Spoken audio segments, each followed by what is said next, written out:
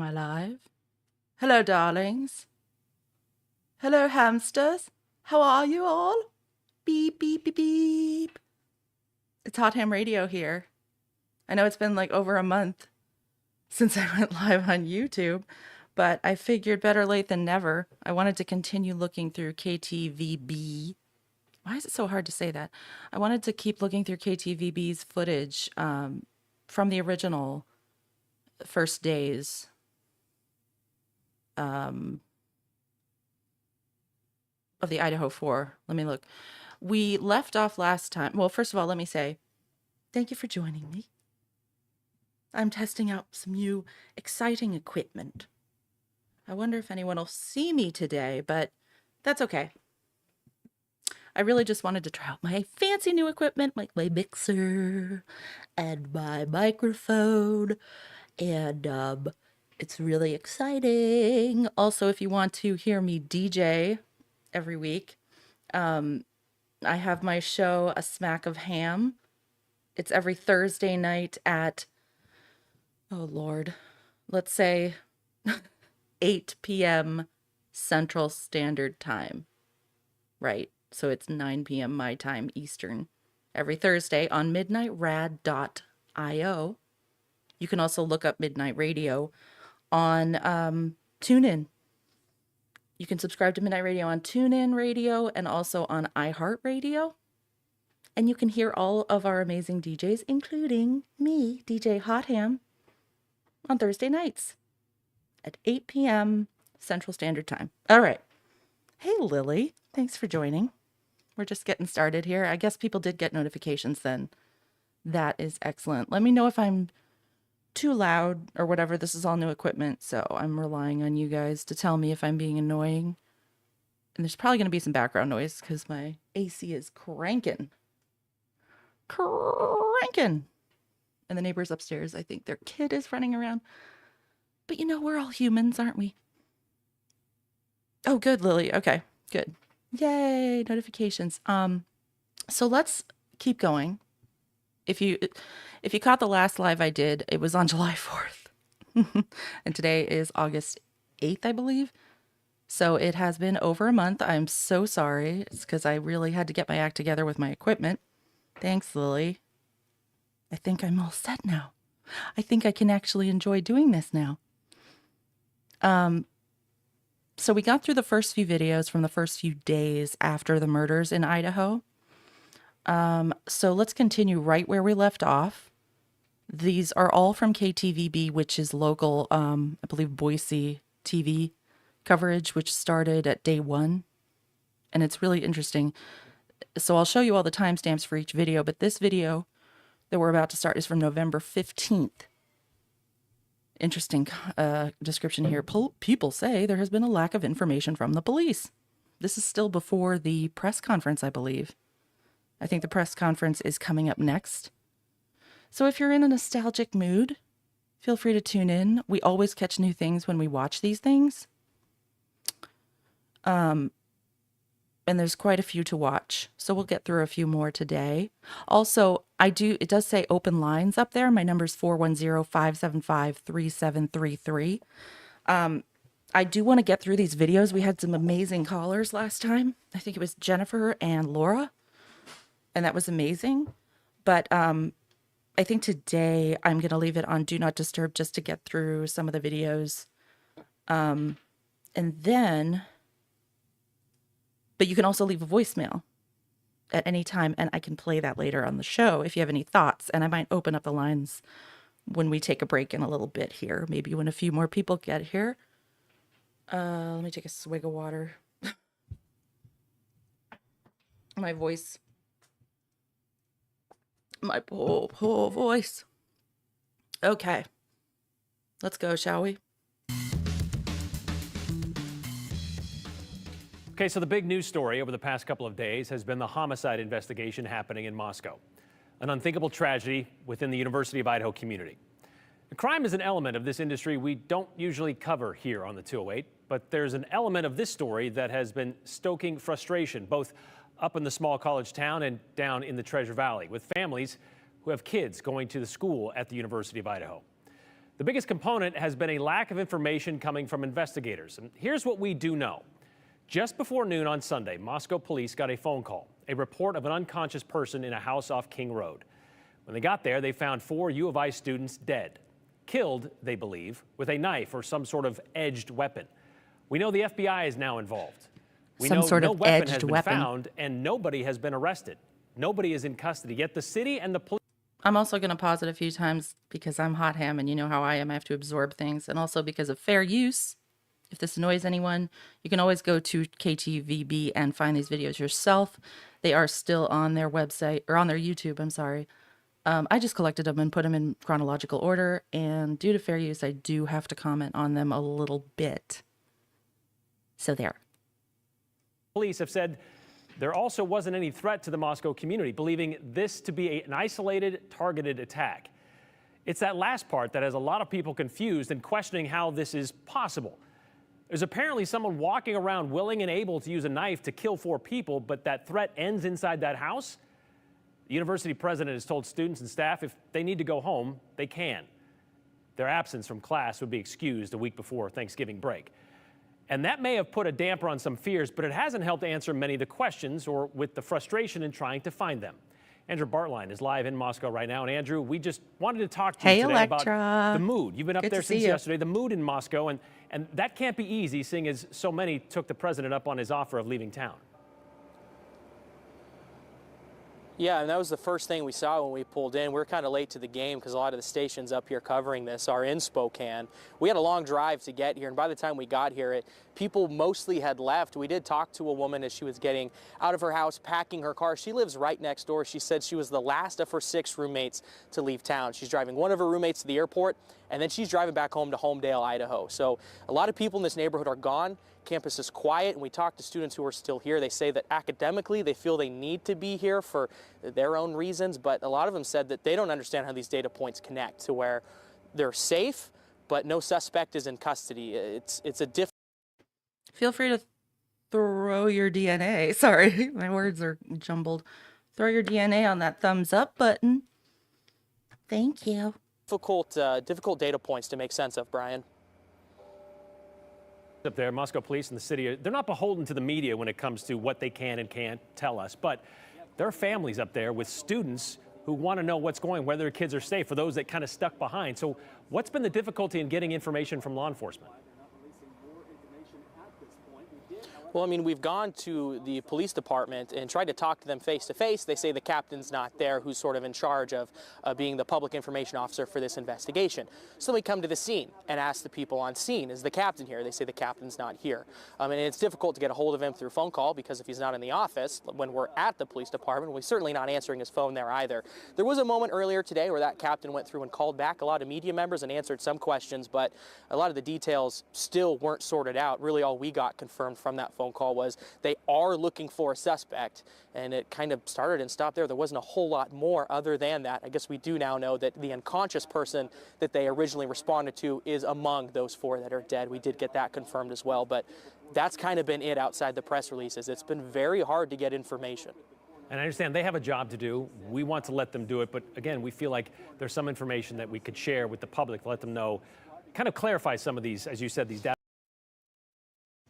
Also, I just wanted to check out those cars in the background. So this is the 15th, so it's basically like 2 days, not even 2 days after the murders. So I see there's a Civic behind this reporter. I believe, as far as I know, I think there's Arizona plates on that, so I think that's Xana's. I think it's a Civic. Then there's the Range Rover behind him that was Kaylee's. And I think next to that is the white, I think it's a Ford Focus or a Chevy. It's something, it's a little white vehicle, compact car that I believe belongs to Maggie Mogan. Data points that don't kind of line up. And I know this next question I have for you, Andrew, is a difficult one. Howdy, Lady Lisa. Welcome. You went to school not very far from there. You've spoken with some of the friends of some of these people, or at least some people who are very connected to this. This has got to be one of the most difficult things for them and for this community.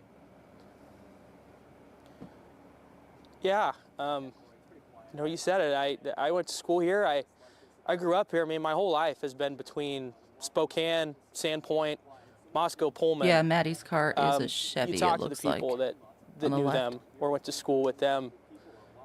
You know, I went to college with an older sister of one of them, and I'm talking to my friends from school who were very close with the older sister, and it's tough, Brian. It's tough, and a lot of these people are really struggling to make sense of it. I got a phone call from a friend who lives in Dallas, Texas. They left Pullman, Moscow area 3 years ago, and they're tearing up, and they don't know what's happening. They're concerned, and they're asking me what's going on, and I would like to tell them, but it's tough to get that information. And again, law enforcement has a job too. We totally understand that, but the vibe around here is weird, Brian. It's weird. You walk around campus, there aren't people around. It's quiet. The few people that will talk to us, they're kind of fidgety. They're a little concerned. I said, like, they don't feel comfortable here trying to understand how these data points connect. There's no suspect in custody, but you're supposed to feel safe. Well, they don't feel safe. And it's the only thing I can compare it to was the Tyler Helinski situation at Washington State that I experienced as a student. It is very similar to that. It is very, very odd. The difference is that there's no ongoing threat in that situation. Was the Tyler Helinski situation at Washington State that I experienced Tyler as a student. Helinski. It is very similar to that. It is very, very odd. The difference is that there's no ongoing threat in that situation. But the way people are acting, the way people are talking, it's Tyler Helinski. it's the only other thing I could possibly compare this to from my experience. All right, Andrew, thank you very much for what you're doing up there today and for tomorrow and what you have been doing up there. And I understand maybe we can get some more information and understand kind of how this plays out going forward. But again, thank you very, very much. And we'll keep checking in with you should things get updated or anything come through. It's weird, right? All right, I think the next one The is Federal Bureau of Investigation. Yeah. So, warning, this is also from KT VB. It's so hard to say that, sorry. But this is the press conference, and I know a lot of people aren't going to want to watch this again, but I think it's important. We got to watch it one more time. But I'm going to keep playing all these videos. I just think that the timeline wouldn't make as much sense if we don't play this press conference, because this is literally in order of when these videos came out after the murder. So this is the first press conference with Chief Fry in Moscow. Let me look at the date on this. So it says 8 months ago, but if you click on it, it shows you the exact date. How about that? November 16th was the first press conference. The murders happened on the 13th. Police chief said the suspect is still out there, but he doesn't believe there's a threat to the community. So here's where it all began. And isn't it interesting that reporter himself just now was saying that he was frustrated by the lack of information? I don't recall that. I don't remember hearing the locals saying that. I feel like they've been very supportive of the police. So maybe the tone changes after this press conference. We'll see. The news conference is starting as we speak. We understand that this was officials live. have Okay. taken the podium right now. November Let's check in 16th. there.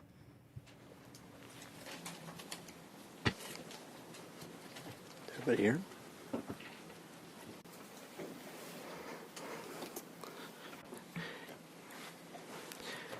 My name is Chief James Fry with the Moscow Police Department. I'm going to be reading from my notes today because I want the information. Let me pause this also and say, sorry, I have new equipment, so I'm really relying on you guys. Let me know how the sound is for these videos.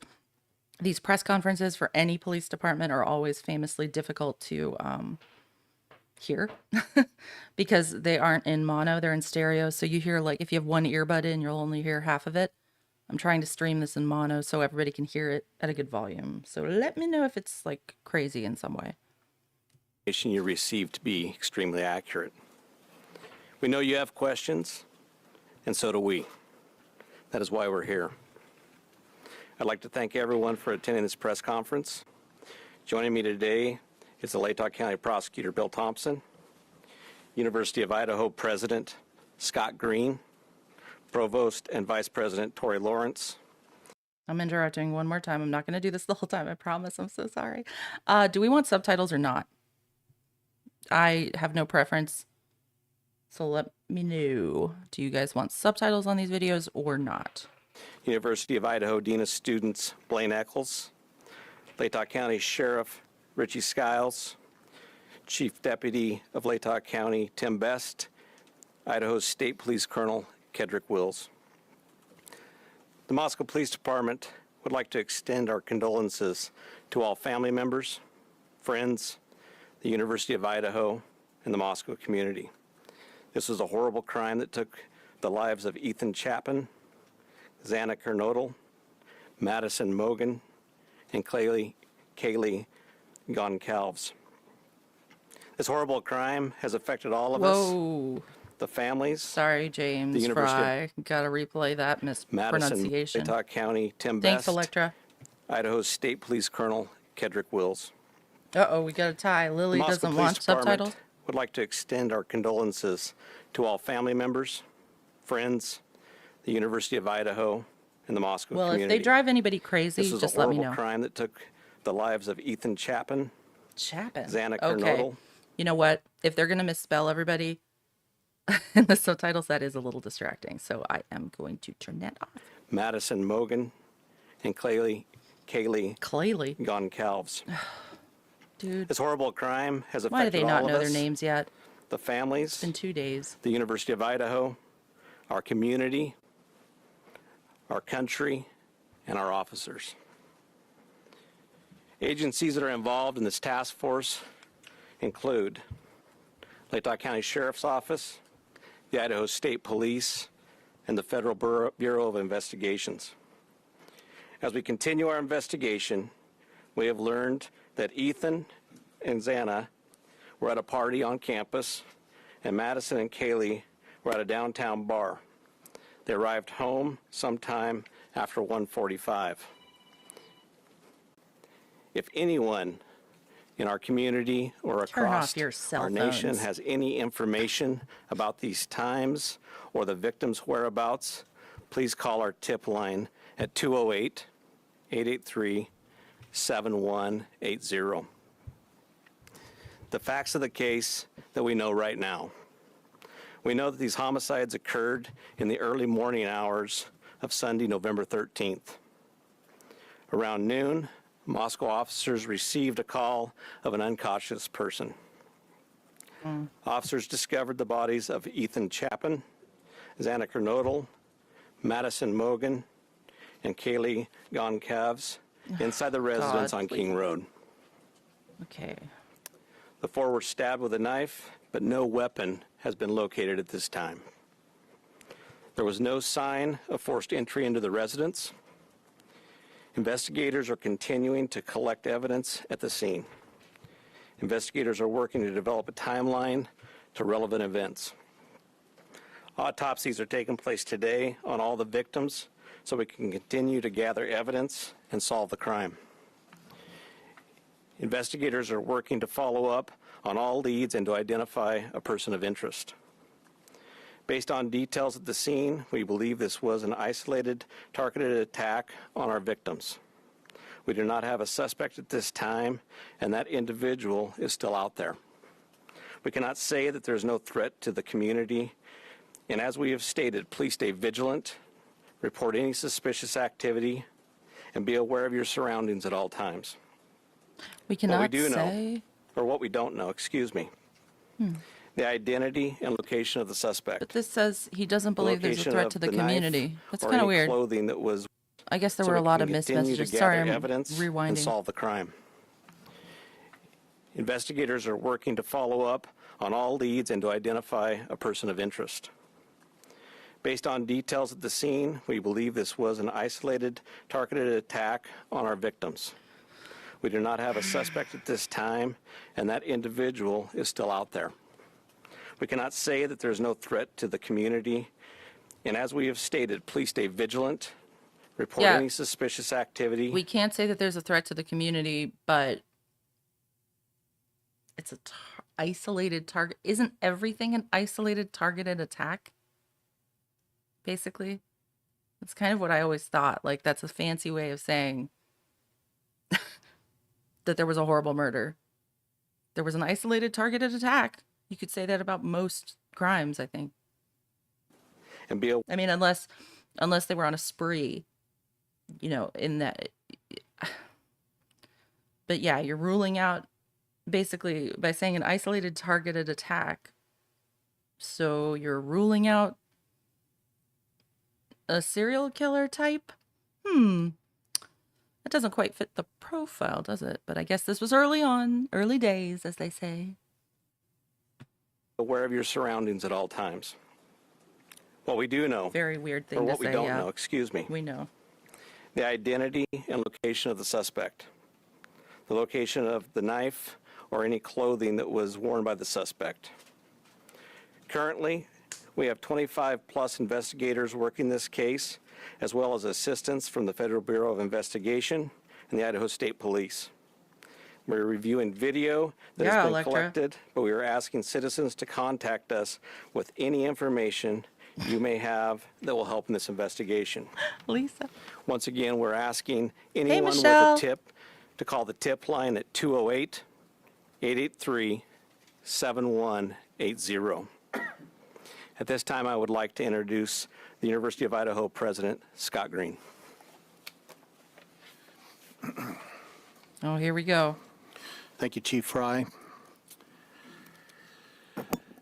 I'm Scott Green, President of the University of Idaho, and with me is Tori Lawrence. He's our Provost, and Blaine Eccles, our Dean of Students, will be available for questions after all of the statements are made. The crime, to us, this crime and the loss of these young lives is just simply beyond comprehension. While our small community is certainly not immune to such things, it's not a situation our close-knit campus is used to dealing with.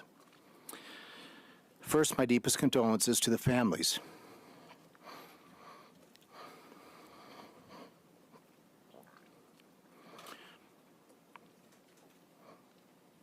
And friends of Ethan, Kaylee, Zena, and Madison. Excuse me.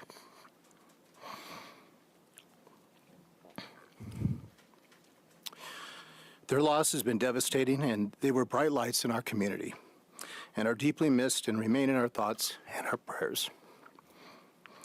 We've been working with Moscow police since we were notified on Sunday of the crime. We've helped when asked and continually pushed for information whenever possible, knowing that we cannot interfere with the important work and good investigations that are occurring. Crying. We just want justice for these victims. Our focus at the university is to support our students and our employees. We are encouraging students and employees to take care of themselves as we head into Thanksgiving break.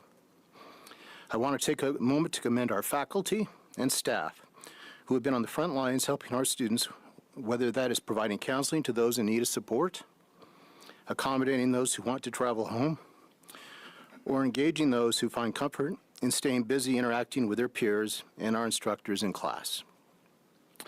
Our employees stepped up when our students needed them. While we have relied heavily on the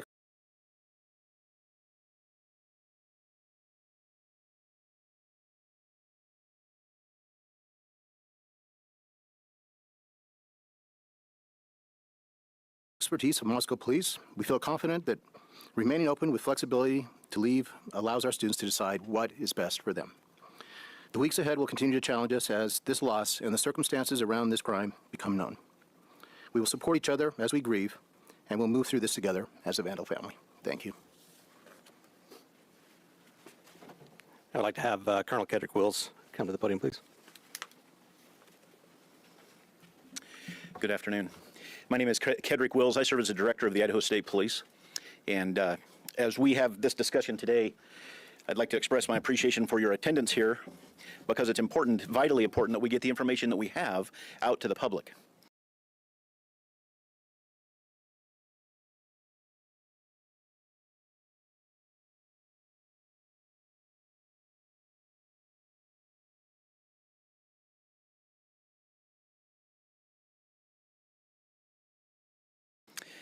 Crime knows no boundaries, and these murders have shaken us to our very core. You heard the university president as well as the chief of police talk about this small community, and it's a very close, tight-knit community. and our hearts break for the families that lost their loved ones, the University of Idaho, the Moscow community, and even within our entire state.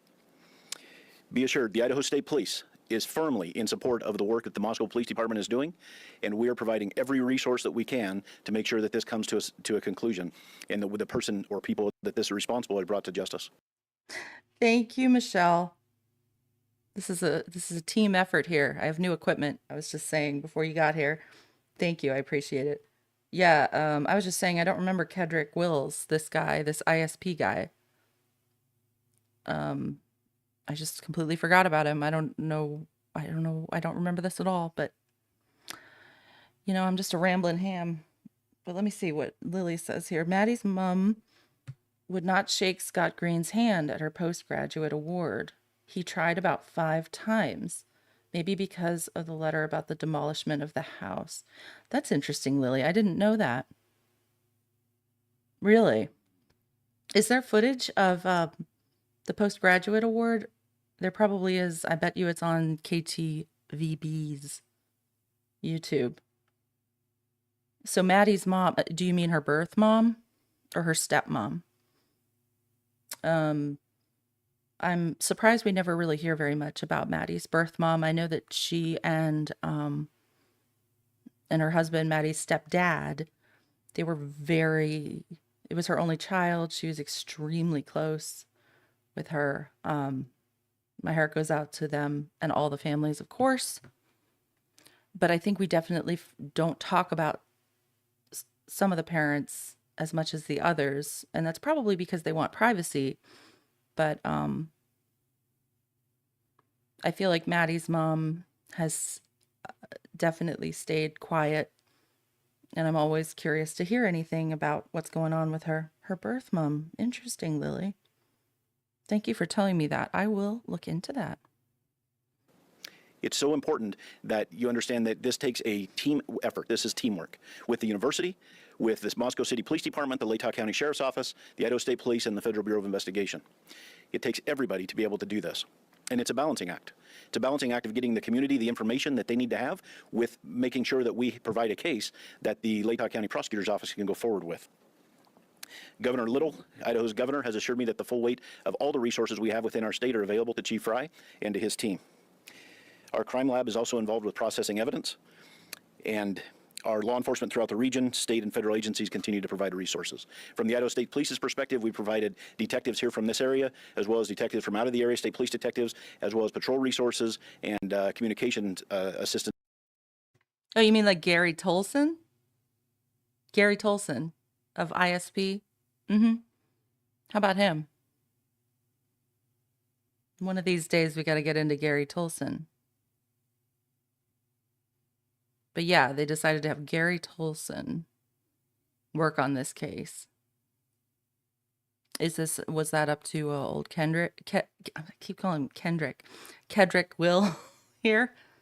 Look at all those medals. My goodness. He must be very esteemed, highly esteemed. As well to provide for Chief Also, Fry and his team. I'm always just joking around here, you guys. I have great respect for good police. I live in, well, I don't really live there anymore, but I lived in Baltimore City for many years. So I met a lot of really horrible, corrupt police, and I met a lot of really excellent stand-up, absolutely intelligent police as well. So, it's just like anybody. There's good ones and bad ones. Following this briefing, our communications director from the Idaho State Police, Aaron Snell, if you'd raise your hand, Aaron, he will be the contact for all press media inquiries from here on out. He'll be working closely with Chief Fry and his team. And we have additional, like I said, additional patrol and investigation resources brought to bear here as well. We want to do everything we can to make sure that this is done correctly and that the people that are responsible for this are brought to justice.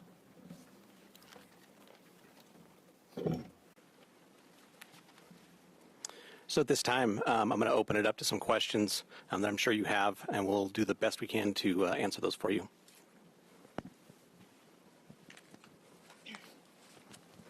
Hello, Chief Ray. Hello. Thank you for having us. I'm Amanda Rowley with Creme 2 News. You mentioned that there's an indication that it's an isolated, targeted incident, and there is an individual somewhere. Can you give us a reason as to why there's that belief there is a suspect? And can you also give a little more information on the forced entry? There's no sign of forced entry, but was the door, did it seem like any of the entries were left unlocked by any means? I'll answer the last part there just because it's at the front end of my mind. We're not 100% sure if the door was unlocked, but there was no damage to anything, and the door was still open when we got there. And my first question, Yeah. if you'd like me to read. No, I think I haven't. In these Sorry, gotta rewind again. It's old hot ham. Short attention span. Gotta listen to everything again. A little more information on the forced entry. There's no sign of forced entry, but was the door, did it seem like any of the entries were left unlocked by any means? I'll answer the last part there just because it's at the front end of my mind. We're not 100% sure if the door was unlocked, but there was no damage to anything, and the door was still open when we got there. And my first question. There was no damage to anything. There was no damage to anything. And the door was open when they got there. Okay. Well, did they ask if the door was open? Whatever. Let's let this. My moon face is going to disappear for a few minutes, but I will be listening and I'll be in chat. BRB. Yeah. If you'd like me to read. No, I think I haven't. In these cases, we take the totality of the things that we see, and they're very dynamic, right? And they're very big, and there's a lot of information. And we try to take that information, and some of it we can't share with you, correct? But we try to take that information, we try to make the best educated decision we can. We review that as a team with our detectives, along with our prosecutors, along with the university, and we try to make that best decision on that. So we, at that time, believed that there was no a threat, and our goal is to provide safety for this community. That's why we're bringing in the resources we're bringing. We want to close to this, and we want to do everything we can to let the people in our community know that we care. We want them to feel safe. We want them to be safe, and we're going to do everything we can to do that. And if I could add one more question. You asked for videos or anything from the community to help put together that timeline. We obtained a copy of Twitch video, and family members of the Gonsalves family were able to identify Maddie and Kaylee in those videos at a food truck ordering food. Is the police department, our investigators, aware of that video, and has it helped put together that timeline? We are aware of that video, and it has helped. It gives us a time and space where we know that two of our victims were, and that helps us a ton, and we'll continue to follow up all leads that we can and continue to gather those. Any indication of a party at the home that night? This will be the last one, okay, I understand. Not that we know of, not at the home. We know that the other, let me get the names exactly right here. We know that Zaina and Ethan were at a different party on campus. But that timeline will still help us if other people know about that. Thank you. Chief Wright, John Webb with KHQ. On September 12th, there was a vandal alert that was sent out about a potential stabbing threat on Paradise Path. Does this have any connection with what we've seen so far? Not that we know of it, but we're following up every lead. Every piece of information we get, we are following up to ensure that nothing has gone unturned. We want to have the individual identified, who is the suspect of this eventually. So we are literally looking into every aspect of everything. And you guys have said repeatedly that there's no threat to the public, but we don't know who the suspect is. We don't know where he's at. How is there no threat to the public at this point? Well, that's kind of an unknown. Like I said, we took the information that we had at the time, but we do need to be aware. The individual is still out there, right? We need to be vigilant. We need to watch out for our neighbors. We're a community policing community. We've said that for years, and it's a community that watches out for each other. We need to continue to do that until we can close this off and make an arrest. Why has there been such limited information over the past couple days? I mean, we're almost 4 days into this. Why has it been so limited? Yeah, it's a difficult. We have a lot of information coming in, and we have tried to push out some information through press releases. But the reality is, I probably should have been standing here a day or so ago, but I'm here now. We're going to continue to be here. We're going to continue to give you the information we can. We care about this community. I care about this community. I've worked here for 27 years. I want this community to be the safest community around. So the mayor's called it a crime of passion. Is there any indication that that's true? We're looking into every aspect of this. I'm not going to stipulate whether it's one thing or another. We're going to continue to investigate until we have the facts, because really it's the facts that will drive what the cause of this is. And as we gather evidence, we'll get that. So, One last question, if I could, Chief. Have we looked at any boyfriends or any ex-boyfriends, any spouses as a potential suspect? I will tell you, we are looking at everyone. Every tip we get, every lead we get, there's no one that we're not going to talk to. There's no one we're not going to interview. There's no one that we're not going to look into. And we're going to do our due diligence. We're going to make sure that nothing goes unturned, and that we do everything we can with the assistance of all the resources we have to get a final answer. Thanks, Chief. So there were, sorry, I'm Emma Epperly with the Spokesman Review. Hi. So there were other roommates who lived at that residence. Were the roommates home at the time of the attack? There was other people home at that time, but we are not just focusing just on them. We're focusing on everybody that may be coming and going from that residence. So since they were home, was it a hostage situation? No, it was not. And then they didn't call it into police, so were they injured? They were not injured, but like I said, we're still following up with everybody that could have been in that area. And how can you say it's a targeted attack if you don't have a suspect? Like I said, we take the totality of the situation. We try to make the best bit of information we can with everything that comes in, and then we make our decision off of that. So at this time, I'm not going to expand upon that. But like I've said, we do have a suspect out somewhere, and we are looking for that individual to solve this. Hi, Rachel Sun, Northwest Public Broadcasting. I just want to clarify something you said earlier. Over the past couple of days, the information that we've been getting is there's not a threat to the public. And then earlier I heard you say you can't be sure that there is no threat. I just wanted to clarify what your stance is on that at this time. So we still believe it's a targeted attack. But the reality is there's still a person out there who committed 4 horrible, horrible crimes. So I think we got to go back to there is a threat out there still, possibly. We don't know. We don't believe it's going to be to anybody else. But we all have to be aware of our surroundings and make sure that we're watching out for each other. Okay, and then one other follow-up. I know you said when the call came in, it was for an unconscious person, and also that was a stabbing. It seems, just from an outside perspective looking in, like that would be not the first thing a person calling in would think. You're right. But the report that we got was that it was an unconscious individual. It wasn't until our officers arrived on scene, went in to do caregiving check on the individual who was unconscious, that we found the scene that we found. Okay, thank you. Yeah. Hi, Heather Roberts with ABC News. Just to follow up on what she asked, so the other 2 roommates were there at the time of the attack? All the information that we have from our investigation is that, yes, they were. Okay, but they were unhurt? That is correct. So is there any explanation as to why it took so long then for someone to call 911? You have surviving witnesses to an incident at 3 or 4 in the morning, and the 911 call didn't come until noon? I don't think I ever said that they were witnesses. I said they were there.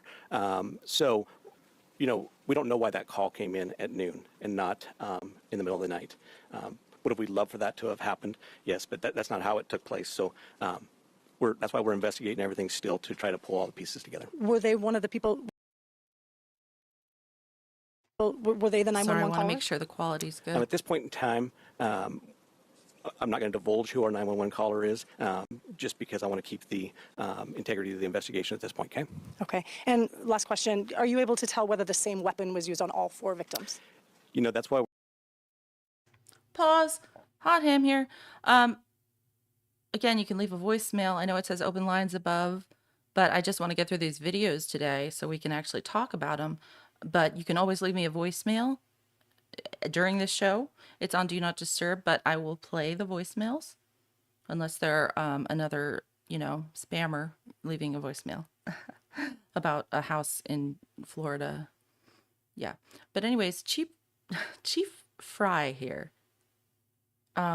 I just don't understand listening to this again. Why can't they reveal the identity of the 911 caller for the integrity of the case? I don't know. They're just so freaking uptight about it. And hopefully collect some evidence for us, even from those. That's why you do the autopsies. Is to try Lisa, to be thorough who and was try unconscious? To gather more. So we'll leave that. That would probably be something that will come out later. Report of an unconscious person. Excuse me, Derek Shug, Fox News Digital. Was there anything missing in the home? Don't get me started. Were the purses still there? Any robbery attempt, anything like that? Nothing that we have identified. And I'm going to take about 2 more questions, all right? Hi, I'm Tim with the Daily Evergreen. I was just wondering, were the 2 other individuals present at the home when think police Daily Evergreen- responded at noon? Are they from Yes. Pullman? Chief, if you don't mind elaborating a bit more on those 2 people. Was it 2 people? What have those people shared about the circumstances of that night, what they saw or didn't see? Well, I'm not going to go into what they shared that night. Obviously, that's part of our investigation. That's part of the information that we're trying to build our complete story with. So at that, as far as that goes, we're not going to go any further into what they know and what they don't know. How many were there? We believe 2. Chief, have you looked into the social media accounts of all the different victims? And do you, we understand that one may have had an account linked to her Instagram account. Have you looked into those accounts? Have you seen any sort of threats made to any of the individuals? So we are looking at all resources. You know, we got, like I said, the Federal Bureau of Investigation helping us. We got our detectives, our forensic detectives looking into that. We're trying to pull this whole picture. We're looking at everything that we can look at, social media, et cetera. So to answer your question, yes, we are. Were the victims all found in one part of the house? I'm not going to divulge that either. That's part of our investigation. And at this time, I'm going to go ahead and close this off. But if you'd like to, if you have They any were questions for the overwhelmed university, AF. we'll open that up at this point in time. Basically, that's what I got from that. Didn't even do a press conference until the FBI was Who involved. has not had a chance to ask a question? Yes, over here. Me? Yes. Oh, okay, thanks. Actually, I had a question for the chief, so I don't know if... Okay, well, you want to pass it? Okay. What is the university doing? I always thought it was a little odd why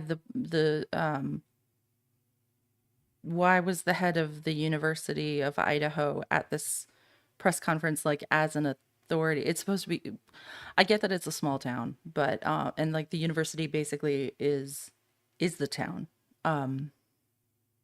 Maybe that's just a regional, this is just the way this is here, but it always struck me as odd that, and you even hear the people, the reporters are like, I had a question for the police chief. I'm sure they didn't prepare questions for the head of the university. I don't know. I guess it's somebody to talk to. Make their students feel safe.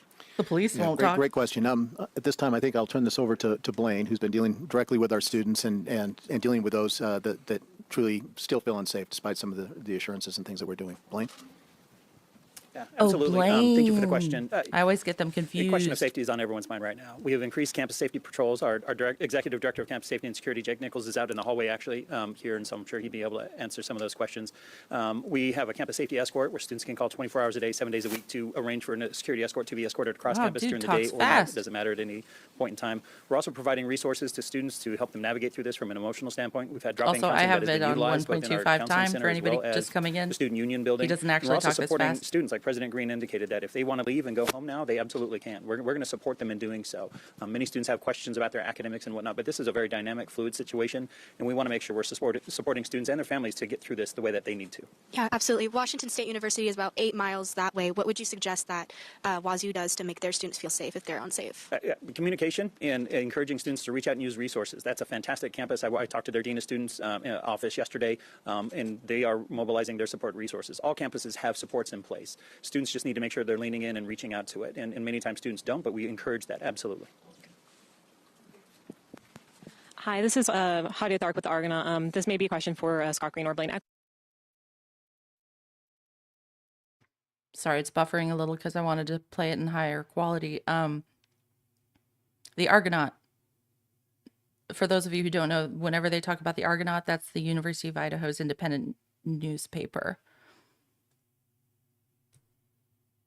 Load. About 8 miles that way. What would He you was just suggest talking that, too fast. WazU does to make their students feel safe if they're unsafe?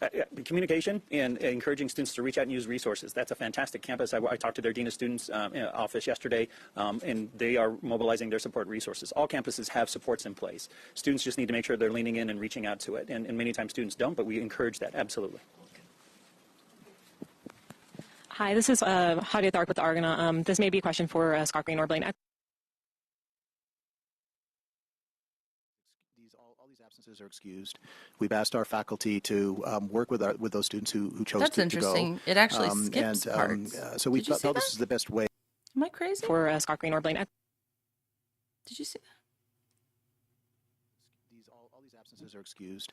We've asked our Wait a faculty minute here. to work Hang on. with those students. Fantastic campus. I talked to their dean of students office yesterday. I would not be and surprised they at are all. Let me mobilizing turn their it support to resources. All campuses have supports in place. Students just need. Let me turn it to a lower quality so it just plays through, because that was odd. That looked like they did a little post edit there. Am I right? Need to make sure they're leaning in Let's and listen. reaching out to it. And many times students don't, but we encourage that. Absolutely. Hi, this is Hadia Thark with Argona. This may be a question for Scott Green or Blaine. Yeah, it's not glitching. All these absences are excused. We've asked our faculty to work with those students who chose to go. That was edited out. I So wonder we why. felt this is the best way, to respond, to give as much flexibility as we could to our students and our. I wonder if that was the reporter that was a fake. Remember there was a fake reporter somewhere? Maybe that wasn't this case. Maybe that person who asked this question wasn't a member of the press or something. I don't know. Our faculty to help They do manage all the kinds of situation. weird. And frankly, I think they've done a very, very good job. Thank you. Is the university working with the parents or the families of the victims? Are you in touch with them? They are. I'll turn that back over to Blaine. I know he's been in. We both have been in contact with the families, but he's been very close to it. And so, Blaine, you want to take that question? Absolutely. One of the hardest jobs I have is talking to parents of students who have died. It's the absolute worst part of my job. And so I've reached out and made contact with all the families. We've offered our support, and we're going to stay in constant contact with them. I communicated with them almost every day. We usually give it a little space and time before we reach out, just for the sheer shock of absorbing the loss of a child and what that looks like. But we're going to stay in support of them moving forward for the weeks and months to come, and in whatever capacity they need. We've talked to a few of them, and they've expressed some frustration with the lack of communication from investigators and from the officials involved on that side of it. Has the university heard that from them? How are you working with them to help kind of close that communication gap? Sure. I do know that Captain Barrett from the Moscow Police Department is also in constant contact with them. He reaches out to them on a regular basis from that standpoint. I think it's safe to say everyone, the families most of all, want information, and they want justice. And I can't do anything but honor what their needs are and what they are. Whenever I hear a concern from the family members about what's going on, I definitely make sure I communicate that to the Moscow Police Department. They're very busy. They're working, the men and women of this department are working really hard on their behalf and on our community's behalf. But if I can be a conduit to share information, we're absolutely going to do that. Has there been any update on the candlelight vigil that is postponed until after the break? I believe it's November 30th. November 30th. November At what time? We're looking at 5 or 5:30. We're trying to finalize. Well, let me say. Yeah. There was a candlelight vigil that was originally scheduled tonight, but because of the volume of students who have left, we want to make sure we're creating a Thanks, space where Lily. they can participate. We Good don't want someone memory. driving back during this time to do that. So we have rescheduled to November 30th. We haven't finalized the time. We will definitely be sharing that out to our. No, Lisa, it didn't seem like they talked to the parents much. Our students in our community and the larger community. We're just finalizing some details. We're going to communicate that with the families as well. It'll be on campus. We haven't figured out the location yet because we're going to be monitoring what the weather looks like. We anticipate a large amount of individuals. That being said, we also have two communities that are just providing beautiful support. There's a candlelight vigil in Boise tonight in honor of our lost students. And there's also a candlelight vigil tonight in Coeur d'Alene. And I say nothing but thank you and for the love and support from those communities that are supporting us. And we've seen that support come across the country and around the world for the University of Idaho and these families. Boise. And so it's a beautiful thing. Any Idahoans in here? My whole family's in Boise, but I call it Boise. I don't think they call it Boise. Maybe this is like northern Idaho. They call it Boise. I don't know. But in Boise is where I learned that it's pronounced Moscow. President Green, could you talk a little bit about the vandal alert that involved the knife and how the university handled it and what you found in that case? Yeah, so basically we were just responding to the information that we had from the Moscow Police Department at that time. We have an incident response team. We gathered Sunday as we were notified by the Moscow Police Department that there had been a crime committed. At the time, we weren't sure if they were students or not, and we wanted to provide help to the Moscow Police Department, and we think we were able to do that successfully to help them, identify those students and contact their relatives. So, beyond that, it was just trying to understand what the assessment was of the risk to the campus, and we relied on our subject matter experts, as you've heard. They know more than any of us about this, and then based on that, we started making decisions about how to move forward this week. Yeah, and so what were those decisions around that initial alert? What was the conclusion you had at that point about the level of risk? Well, of course, your first, on the first vandal alert, it was high risk. We had really no information, and we asked our students to shelter in place, and until we got the all clear, from, well, it wasn't an all clear, but reduced risk where we could where students could start to move around more freely. We had people sheltering in places like. Lily, is that true? Do they say Moscow? Well, probably not like Moscow. I sound like I'm Canadian. But do they say Moscow in the UK? Or you're in England? That's so cool. I love that. And you know more about the case than people here. Like the library. The other day, I have to share something really funny. I just thought of something. It's not that funny. It's actually horrible. But it's about the, I was on YouTube the other day, and this notification, or it was like live, drones in Moscow, and I literally thought it was about the Idaho case. I need to get out more. I need to get out more because I literally was like, oh, one of the people with the drones, is it did JLR get a drone? Did he drone attack? I'm sorry. But it was about the Ukraine, and it's horrible. Well, there's lots of Moscows. Remember the lady that murdered her husband with a Moscow mule? How about that? There's a lot of Moscow going on lately. But anyways, yeah, this guy has some serious hair. Lisa, you're right. I think I was trying to figure out who he reminds me of. He kind of reminds me of like Wayne Newton. Am I wrong? The Pittman Center and places around campus, and we didn't want to keep them there all night if we didn't have to. And so as soon as Moscow Police Department determined that it was safe for them to begin moving around but be vigilant, we sent the other vandal alerts. Yeah, my apologies. I was referring to the earlier vandal alert involving the threatening with the knife that had happened in September. Yeah, you want to respond to that? Thank you, Blaine. So that vandal alert, we had a group of. It's like Wayne Newton meets Vince Gill. Like if Wayne Newton and Vince Gill had a baby that had white hair, it would be that man. We sent the other vandal alerts. Yeah, my apologies. I was referring to the earlier vandal alert involving the threatening with the knife that had happened in September. Yeah, you want to respond to that? Thank you, Blaine. So that vandal alert, we had a group of students walking back to Greek Row from a location off campus. They encountered an individual who was not affiliated with the university. They got into, from my understanding, a verbal altercation, and he ended up flashing a knife at them. It was not a stabbing. It was not a stabbing attack. It was a threat, to the best that we know. We sent out a vandal alert warning the individuals of our campus community at that time. I don't have the specific date, but it's out there from that aspect of it. And it's my understanding that individual then later turned himself into law enforcement, and they've addressed what that happens. So it's not connected in any way to this homicide? That's a question for law enforcement. You know who he is? I'm sorry. That's a question for law enforcement, which is why we're all here. Why is the like marketing or student affairs guy for the University of Idaho at a like internationally broadcast news press conference about murder? I don't know. They got it. I know about the incident. I don't know the individual because he did not turn. He's not affiliated with the university. They've got a lot of control up my there. understanding, That's he turned what I'm himself into saying. law enforcement. So I can't answer the question of whether he's connected with this or not. Lily, I'm So sorry. thank you again for coming. That's going to be all the questions we take at this time. We appreciate you coming and spending time with us, and we will continue to put out information as we have time. And we want to reassure the community that the Moscow Police Department and everybody working on this will do everything we can. We love this community.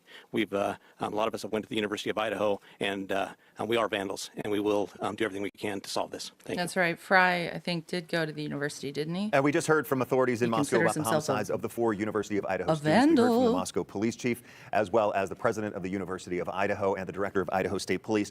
Basically, they started off this news conference by recapping some of the stuff that we've already known, that the homicides happened in the early morning hours. They have been now referred to as murders, and that the 4 victims were stabbed with a knife. Right, And that and no weapon has been found at this time. Right, and the specifically saying a knife this time around, because before they were originally saying a sharp object, edge. yeah. Correct. We also learned that there's still no suspect at a time, and while they still believe this is a targeted attack, they are telling the community to be extra vigilant and kind of walking back, saying that there was no threat originally. Right, Chief Fry said, cannot say no threat to the community at this time. He specifically said the reality. So I think the police had put out some kind of press release saying there was no immediate threat to the community. That's, I think, the discrepancy here. This was only 2 days in. Again, folks, we're still on November 16th. Whew, we got a lot to go. Hopefully they haven't edited out things. I don't think they have, except you're right, Lily. I'm glad I was right about that. That one reporter who was a fraud, so I get why they edited that. Victims were stabbed with a knife. Right, And and that that- no weapon has been found at this time. Right, and the specifically saying a knife this time around, because before they were originally saying a sharp object, edge. yeah. Correct. We also learned that there's still no suspect at a time, and while they still believe this is a targeted attack, they are telling the community to be extra vigilant and kind of walking back, saying that there was no threat originally. Right, Chief Fry said, cannot say no threat to the community at this time. He specifically said the reality is that there's a person out there who committed 4 horrible crimes. So we have to go back and think that there is a threat out there, but they, as you mentioned, they think it is a targeted attack. Right, and Chief Fry They also could have just revealing said that from 2 the roommates beginning. were at home during the time of that attack, which is We're also looking something, for a still so suspect. many questions surrounding that revelation as well. And back to the knife as well. A question was asked about whether police investigators believe that one weapon was used in the murders of all 4, and the chief said that they are hoping the autopsies answer the question if it was the same weapon used on all 4. Perhaps there was more, but at this time, no suspect's been found, no knife has been found, no clothing from the killer has been found, and basically they're scouring the scene looking for evidence. And I will say there was a moment during this news conference where President Green was also talking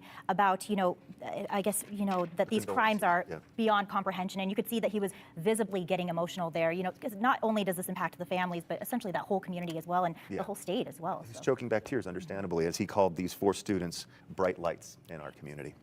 We'll continue to follow this, of course, and we'll wrap it up and bring it back to you here on the news at 6. We are going to take a short break, and Brian Holmes and the 208 will pick it up. Oh, that is Boise back there. Oh. 1 week. Okay, I'm pausing this for a second. I just want to talk to the chat for a second. Lisa, yeah, I just want to say, as someone who was driving around in Baltimore the other day and saw a University of Idaho Vandals bumper sticker, I really didn't think about it before, but that's like a really insane mascot. I get that the original meaning of a vandal is isn't it like some sort of Viking kind of thing? But I always think of it as like vandalizing, which is why it's just an odd. I don't want to say anything. What up, Susan A? Susan A in the house, everybody. Maybe another incel will get his wings tonight. Week ago, the Moscow Okay, guys, community this is lost. the next video from KTVB on our list. Susan, also, if you want to leave me a voicemail, that's my number, 410-575-3733. We're just getting through some videos here.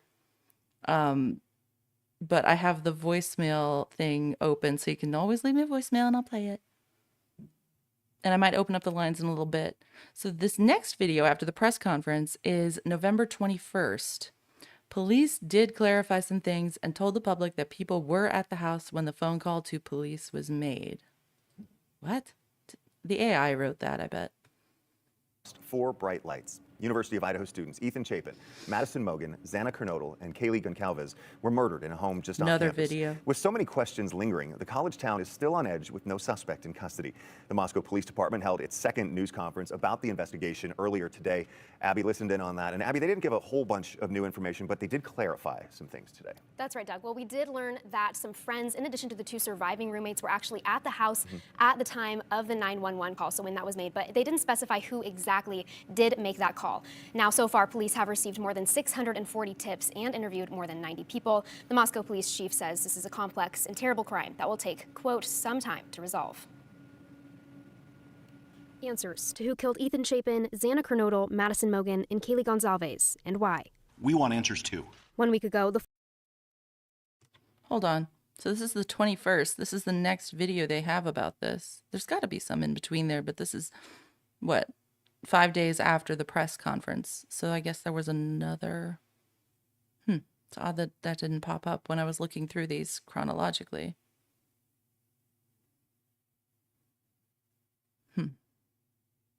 Time to resolve. Because the vigil is the next Answers to who killed Ethan Chapin, Xana Kernodle, Madison Mogen, and Kaylee Gonzalez. And one. Also, the title of this video. Let me see. Moscow police give update on stabbings, but still not releasing a lot of information. Okay, that's the name of this segment. Why? We want answers too. 1 week ago, the 4 University of Idaho students were stabbed to death in an off-campus house on King Road. The Moscow Police Department held its second news conference about the murder Sunday afternoon. It's been very hard for members of the community, and it's been equally difficult for our officers and for the investigators. Those officers and investigators are still trying to piece together what happened. On Saturday, November 12th, Ethan and Xana went to a Sigma Chi fraternity party from 8 to 9 p.m. The other victims, Kaylee and Madison, were at the Corner Club on Main Street. It's about 1.5 miles away from the home on King Road. Police say they were there from 10 p.m. to 1:30 a.m. After leaving the bar, the girls went to the Grub Truck, just down Main Street from the Corner Club. They're seen in a video from the food truck around 1:40 Sunday morning before using a, quote, private party for a ride home. Captain Roger Lanier says all 4 victims were back at the King Road house by 1:45 a.m. At 11:58 a.m., a 911 call was placed to the... Oh, so that's Chief Rainier. Remember him? Anybody remember him?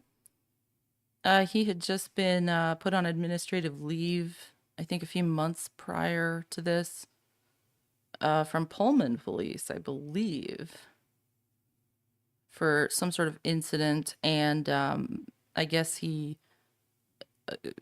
discontinued his work with them and already had a job lined up with the Moscow police. So there's Chief Rainier.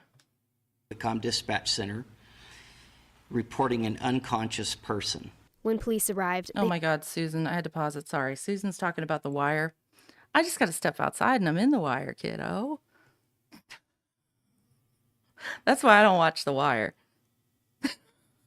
My life is The Wire. Just saying. They found the 4 students dead, 2 on the second floor of the house and 2 on the third floor. Some of the victims had defensive wounds, and each victim was stabbed multiple times. There was no sign of sexual assault. Lanier confirmed 2 other roommates were home at the time of the attack. Police also say the roommates called some friends over later real, that morning Lily? because He they retired believed one now? of the second floor victims had passed out and was not waking up. That's funny. The 911 call was made from the phone of one of the surviving roommates, and multiple people talked with the dispatcher. At this time, police say they have no suspect in custody. Captain Lanier cleared up some rumors during Sunday's news conference. We do not believe the following individuals are involved in this crime. The 2 surviving roommates. Oh, A male seen at the Grub Truck food vendor downtown, specifically wearing a white hoodie.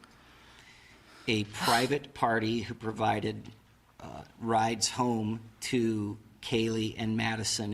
Police also don't believe any of the This friends press who were at the conference, house yeah. during the 911 call are responsible. Lanier says investigators are aware of multiple phone calls from Madison and Kaylee to a, quote, male subject, which they are still investigating. Bringing someone to justice is their top priority. Nothing we can do will bring back these young lives. Lily. I live like right outside of Baltimore. I'm not worried about doxing myself because like try and find my moon face. Evildoers.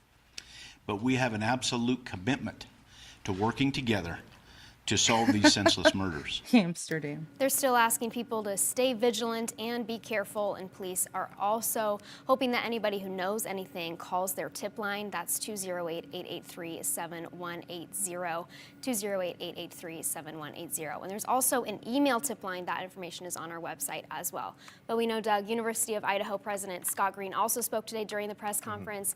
He was saying right now they're just trying to figure out ways for students to feel comfortable coming back after break, that maybe that some students stay home actually. And they're trying to figure out ways to accommodate students who choose not to come back to campus. That's right. They didn't give any specifics, but they did say they might employ some of those COVID-19 learning tactics, which we would assume. Oh, COVID-19 learning tactics. He also really. Sorry, Susan, what is an NPC? I'm not hip. Yeah, I live in Baltimore, but I'm not that hip. Hey, Jennifer. Good to see you, lady. It was great talking to you last time. I have my, by the way, open lines. I'm hoping to open the lines at some point, but right now it's on Do Not Disturb, so people can leave up to a 3-minute message with your thoughts and opinions, and I will play them later. He emphasized the fact that security is the top priority for the students and the things that they've set up, as well as counseling, like the escort service that they have to walk people to and from places. Yes, they have a 24/7 Safe Walks, and they also have free counseling that students can use. All right, Abby, thank you very much. And as In the news at 10 in Moscow, where a community is mourning the loss. Sorry. You can hear me chewing. Sorry. Let's see.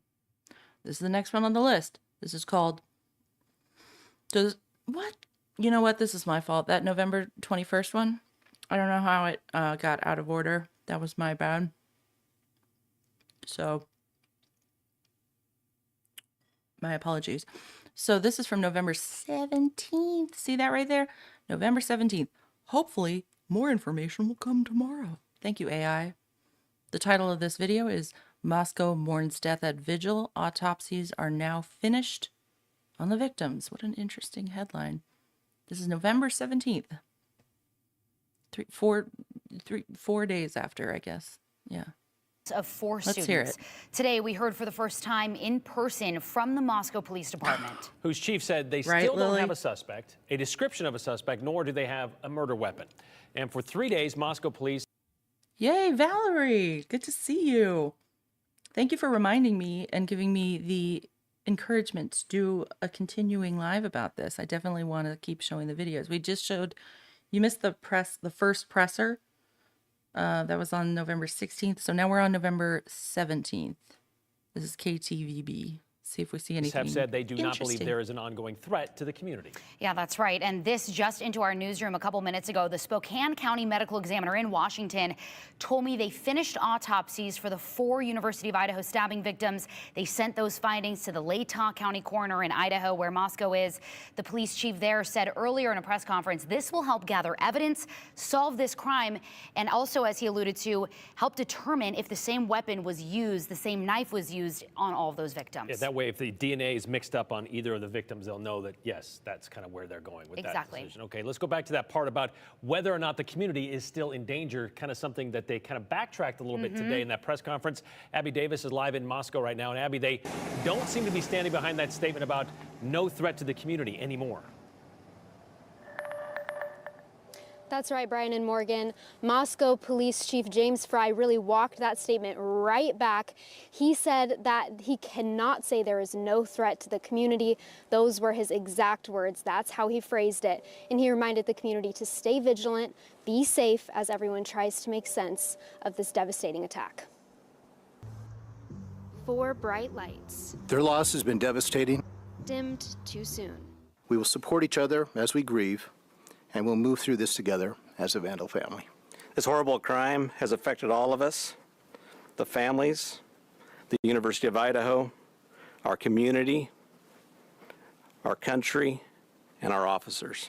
In their first press conference since the attack, Moscow Police Chief James Fry said Wednesday the 4 University of Idaho students murdered over the weekend were stabbed with a knife. But Fry says they have not found the weapon or the person responsible for the deaths of Ethan Chapin, Xana Kernodle, Madison Mogan, and Kaylee Gonzalez. We still believe it's a targeted attack, but the reality is there's still a person out there who committed 4 horrible, horrible crimes. I will tell you, we are looking at everyone. Every tip we get, every lead we get, there's no one that we're not going to talk to. There's no one we're not going to interview. There's no one that we're not going to look into. Although the police chief and other law enforcement officials took questions about the murders, many of those questions were left unanswered. We know you have questions, and so do we.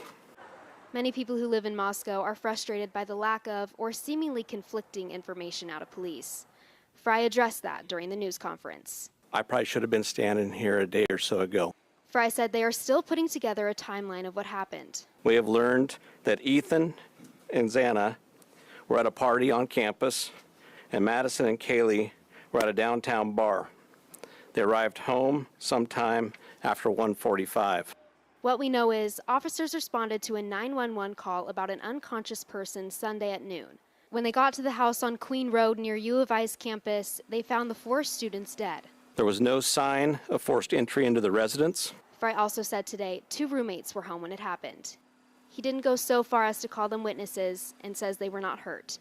The murders happened very early Sunday morning, and the chief didn't say why it took so long for someone to call 911. He said investigators are still collecting evidence. Our goal is to provide safety for this community. That's why we're bringing in the resources we're bringing. We want a close to this, and we want to do everything we can to let the people in our community know that we care. We want them to feel safe. We want them to be safe, and we're going to do everything we can to do that. Now, our crews covering this story for the past few days have talked to several students. They say they're not feeling very safe knowing a suspect is still out there. Now, police are also asking the community for any help, anybody who knows anything, to call their tip line. I'll read that number to you right now. It's 208-883-7180, 208-883-7180. It should also be on your screen right now. Brian and Morgan. I know you just got up there this evening, Abby, so thank you very much for doing that. It's interesting, you talk about the student population that seems to be dwindling over this week when the president said, please, if you don't feel safe, feel free to go home. We're heading into a holiday break, so I can only imagine what it would be like for the police and the investigators trying to kind of, well, figure things out with more people leaving town. Interview people, try to track down anybody who was around the victims that night. Yeah, I mean, a lot of people that I'm hearing from in my personal life, I'm sure yours as well, telling me that it just feels like a ghost town up there and they wanted to get out. All right, wow, crazy. Well, a family member of one of the victims shared memories about her sister on social media earlier tonight. Jasmine Kernodle, the older sister of Xana, posted this message on Instagram. She said she was reading some of Xana's writing. There we go. Okay, there it is. She was reading some of Xana's writing recently and came across something that stood out to her. In a short essay, she wrote about a concert she went to recently, about how it was amazing to experience it with friends while they were all still enjoying life. At the end of that essay, Xana wrote, "That is one of the most important things you can do in life. Enjoy the ride, not the destination." Jasmine went on to thank everyone for all of the love and the support she and her family have received. A vigil honoring the lives of the 4 murdered students was held at Coeur d'Alene earlier tonight. Friends, family, and members of the community gathered at Independence Point for a candlelight vigil and to remember their friends. Shane Sampson went to school with Xana when she was younger and says he's amazed by the impact these 4 had on their community. It's pretty crazy how many people were affected. I mean, you go on social media and everyone's sad about it. They have a picture of Xana, they're reposting the candlelight meeting, the flowers in front of the college, and I've texted my friends down there. I've texted my friends that are coming up here for this, and just everyone's really sad. Oh my gosh, Lily, that was so weird. That popped up like right when you were saying that. Is that the essay where she says that she looks forward to throwing her shoes up? I remember, sorry, I have to replay this. These 4 had on their I mean, you go on social media and where was that? About her little amazed by the impact these people were affected. Earlier tonight. Experience it with There we go, sorry. Writing. There we go. Okay, there it is. She was reading some of Xana's writing. So this, I remember JLR, I think, posted this and read the whole piece because he found it online on because, you know, he was sleuthing and he found it on some sort of, you know, school message board thing that people upload their assignments to. Not sure why this was public, but it looks like her sister Jasmine also posted an excerpt. Does it talk about throwing up her shoes? I know recently and came but you're across right, something that stood out to her. Lily. In a short essay, she wrote about a concert she went to recently. She did talk about how it this. was amazing to experience it with friends while they were all still enjoying life. At the end of that essay, Xana wrote, "That is one of the most important things you can do in life. Enjoy the ride, not the destination." Jasmine went on to thank everyone Yeah. for all of the love and the support My heart, she I and don't know her family why have received. I feel vigil such a honoring the lives of- affinity. Like, you know, you always sort of, I feel so many feelings about all the victims of any of these crimes, but I always feel, but for some reason, Xana has always sort of stood out to me as just sort of a kindred spirit. That's kind of a stupid term because I don't even know her, but just reading what she wrote and what people have said about her.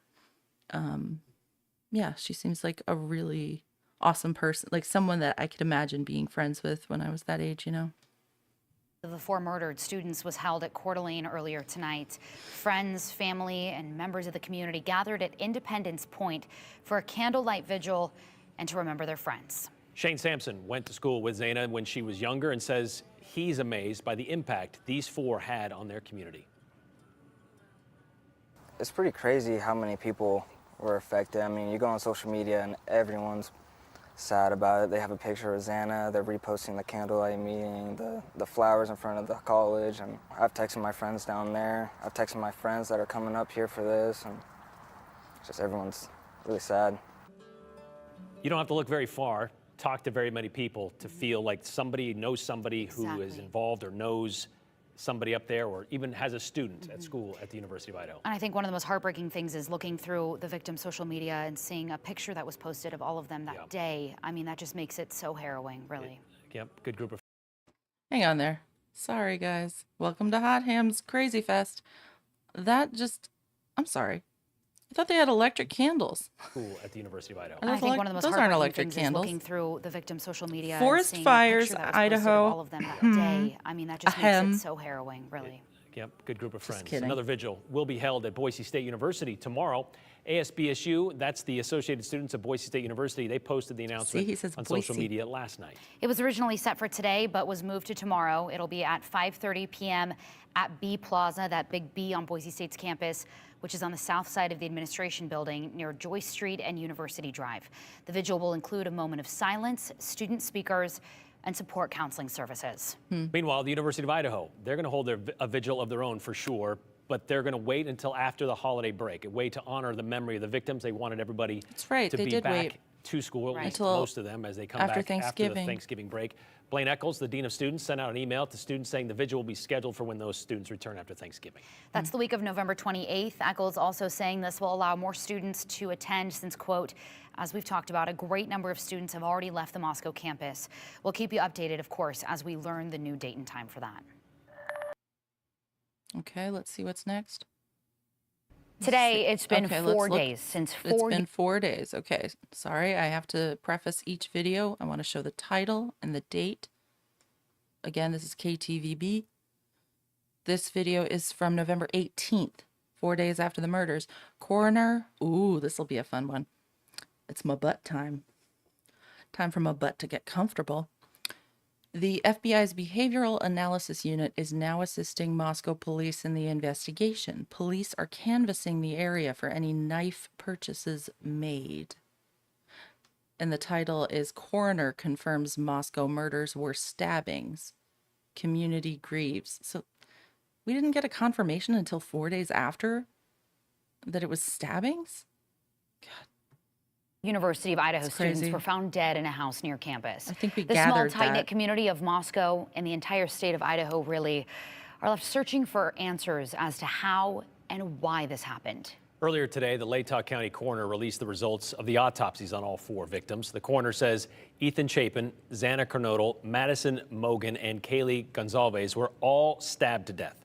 Their deaths were officially ruled homicide murders. Good job, reporter. And You yesterday, did it right. police did speak to media for the first time since this happened on Sunday. They answered some questions in a news conference, but there are still a lot of unknowns and many questions left to be answered, including the identity of the killer or killers and where they might be now. So in the meantime, students and people in the area say they do not feel safe even yet. News Channel 7's Abby Davis is live in Moscow. And Abby, you've been talking to the people who live on and near the U of I campus. What is the feeling up there tonight? Well, Brian and Morgan, people are just devastated, and you can see behind me, you can see that crime scene tape blocking off the entrance there. Just 2 hours ago, this whole parking lot in front of the house was filled with law enforcement cars. Now you can see that's no longer the case. There is still an ISP officer back there in his car. But the students I talked with say they aren't feeling particularly safe knowing whoever did this is still out there. University of Idaho students aren't taking any chances. Stick with a friend. That's what students like Abby Peterson say, as police try to track down the person who killed 4 of their peers over the weekend. I do get to leave soon for fall break, so that's also really comforting. The official report says Ethan Chapin, Xana Kernodle, Madison Mogan, and Kaylee Gonzalez were all stabbed to death. Their deaths have all officially been ruled homicide murder. U of I's Dean of Students, Blaine Eccles, says he's devastated. This is absolutely horrific. Latah County Coroner Kathy Mabbitt says she has no way of knowing if the same knife was used on all 4 victims. It was definitely a knife. It would seem like if there was more than one, it was very similar, if not just the same one for all of them. She cannot speak to defensive wounds and can't specify an exact time of death. Remember how they were like, Seemed it's like if there was definitely more than one knife. That's why they on had all to get 4 my butt to victims. stop talking. It was definitely a knife. It would seem like if there was more than one, it was very similar, if not just the same one for all of them. She cannot speak to defensive wounds and can't specify an exact time of death because it was reported so late. Here's what we do know. We have learned that Ethan and Xana were at a party on campus, and Madison and Kaylee were at a downtown bar. They arrived home sometime after 1:45. But the timeline after that is still murky. Moscow Police Chief James Fry said during a news conference Wednesday afternoon, officers responded to a 911 call about an unconscious person on Sunday around noon. When they got to the house on King Road near U of I's campus, they found the 4 students dead. There was no sign of forced entry into the residence. Fry also said 2 roommates were home when it happened. He didn't go so far as to call them witnesses and says they were not hurt. Investigators are still collecting evidence.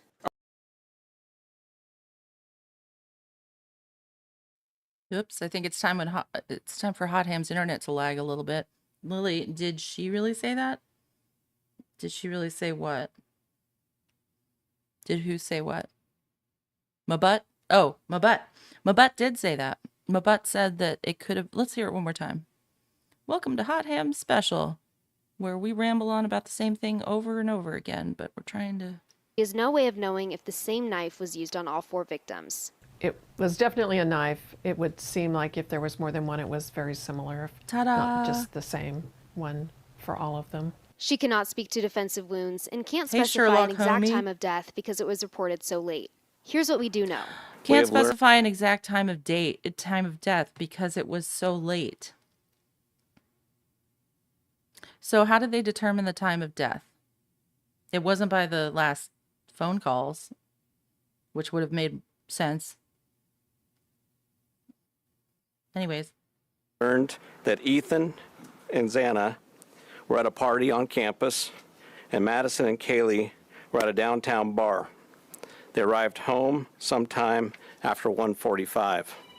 But the timeline after that is still murky. Moscow Police Chief James Fry said during a news conference Wednesday afternoon, officers responded to a 911 call about an unconscious person on Sunday around noon.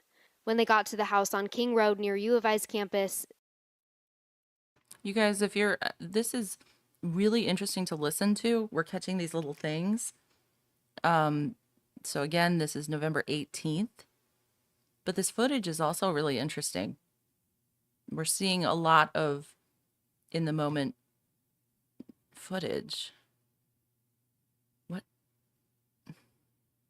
So They that found the 4 students dead. There was no ISP. sign of forced entry into the residence. Fry also said 2 roommates were home when it happened. He didn't go so far as to call them witnesses and says they were They determined by the roommate's cell phone records. That's rich. Yeah. Mm-hmm. not hurt. Investigators are still collecting evidence. Our goal is to provide safety for this community. That includes increasing the number of law enforcement around town, especially on campus. I think most students are trying to figure out how to navigate and get through the rest of the semester. I feel like the campus is relatively safe. I know I'm trying to convince myself that it is. I'm just going to try and always stick with a buddy when I'm walking around and just always play it safe, and that's all I can really do. Now, just to reiterate, police say they don't have a suspect or suspects or a description. Now, we do know that there is a behavioral analysis. I had to unmute myself. Okay, so they don't have a description. So when did they interview Dylan? They don't have a description. On November 18th, they don't have a description. Okay. You want to hear that one more time? Now, we do know that there is a behavioral analysis unit of the FBI helping. Now, we do know that there is. Sorry. Now, just to reiterate, police say they don't have a suspect or suspects or a description. Or a description. Now, we do know so that they don't even know about the bushy eyebrows yet? there is a behavioral analysis unit of the FBI helping out on this case, helping create profiles of unknown offenders. But as of right now, law enforcement are asking community members, anyone who has any sort of information, to call that tip line. I will read that number now. It is 208-883-7180. 208-883-7180. But Brian and Morgan, right now, for all those students who are so deeply affected by this tragedy, there's free counseling sessions available, safe walk programs available as well. So the Dean of Students did let me know and did assure me that there are resources provided. Okay, Abby, that's good to hear. And, you know, students are heading home for Hey fall guys, break. smash A lot that of them already like left. button if you haven't already. Some of them leaving today or tomorrow as So well. we can for that enter week the off. algorithm Some might one stick day. around as they usually do, so hopefully we'll seek out some resources should they need it. Yeah. Thank you very much, Abby. Thank you very much, Abby. Welcome to the news at noon. I'm Brenda Rodriguez. The Moscow community wants answers after 4 University of Idaho students were. Sorry, I forgot. Got to find out more about this video. This is the next one on the list. 8 months ago, KTVB. This is also from November 18th. That same day as the last video. I'm not sure if it was later in the day or earlier. University of Idaho murder investigation. New timeline. Map from police. I remember that press release, actually. Investigators are still, here's from the AI, investigators are still collecting evidence at the Moscow home where 4 University of Idaho students were found stabbed to death Sunday. Police have released a map of the whereabouts of the victims to encourage those with information about that night to contact law enforcement. Tip line by phone at 208-883-7180 or by email at tipline@ci.moscow.id.us. Thank you, AI. November 18th. Found dead in a house near campus on Sunday afternoon. The Leda County coroner says Ethan Chapin, Zayna Cornodal, Madison Mogan, and Kylie Concavez were all stabbed to death, and their deaths have all officially been ruled homicide murder. Our Abby Davis is live in Moscow. Abby, what have you learned today? Well, Brenda, you can see behind me the crime scene is pretty active right now. You guys can see that crime scene tape blocking off the entrance. There are a good... Okay, so let's look at the cars again.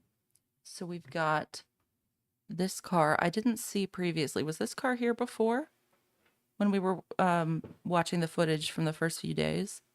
That Ford SUV, the black SUV. I see Maddie Mogan's car back there. There's Xana's, I believe. Okay. Good amount of law enforcement here right now. We know there's a forensics team that is also still collecting evidence, but right now there's really more questions than answers with so many unknown factors, especially with the killer still out there now. The Latah County coroner, Kathy Mabbitt, told KTVB today some of the victims were in bed when they were stabbed, but can't say which ones. She also says it's likely they were asleep, but can't specify who. Mabbitt said she has no way of knowing if the same knife was used. I just got to look at this footage again, you guys. The victims, this is really interesting. With the killer still out there now. The Latah County coroner, Kathy Mabbitt, told KTVB God, they have the windows wide open. That's insane. Why would you have the windows open? They need to lock that shit down. Some of the victims were in bed when they were stabbed. What is but all can't this? Say this trash out here, do you think that was, maybe it looks like a beer can? which I guess ones. This was she also says it's likely the way they were it was. asleep, but can't specify who. Mabbitt said she has no way of knowing if the same knife was used on all 4 victims. She has no way of knowing. She has no way. She has no way. Here we go. Are we ready? Everybody? Are you ready for my butt? It's definitely a knife. It would seem like if there was more than one, it was very similar, if not just the same one for all of them.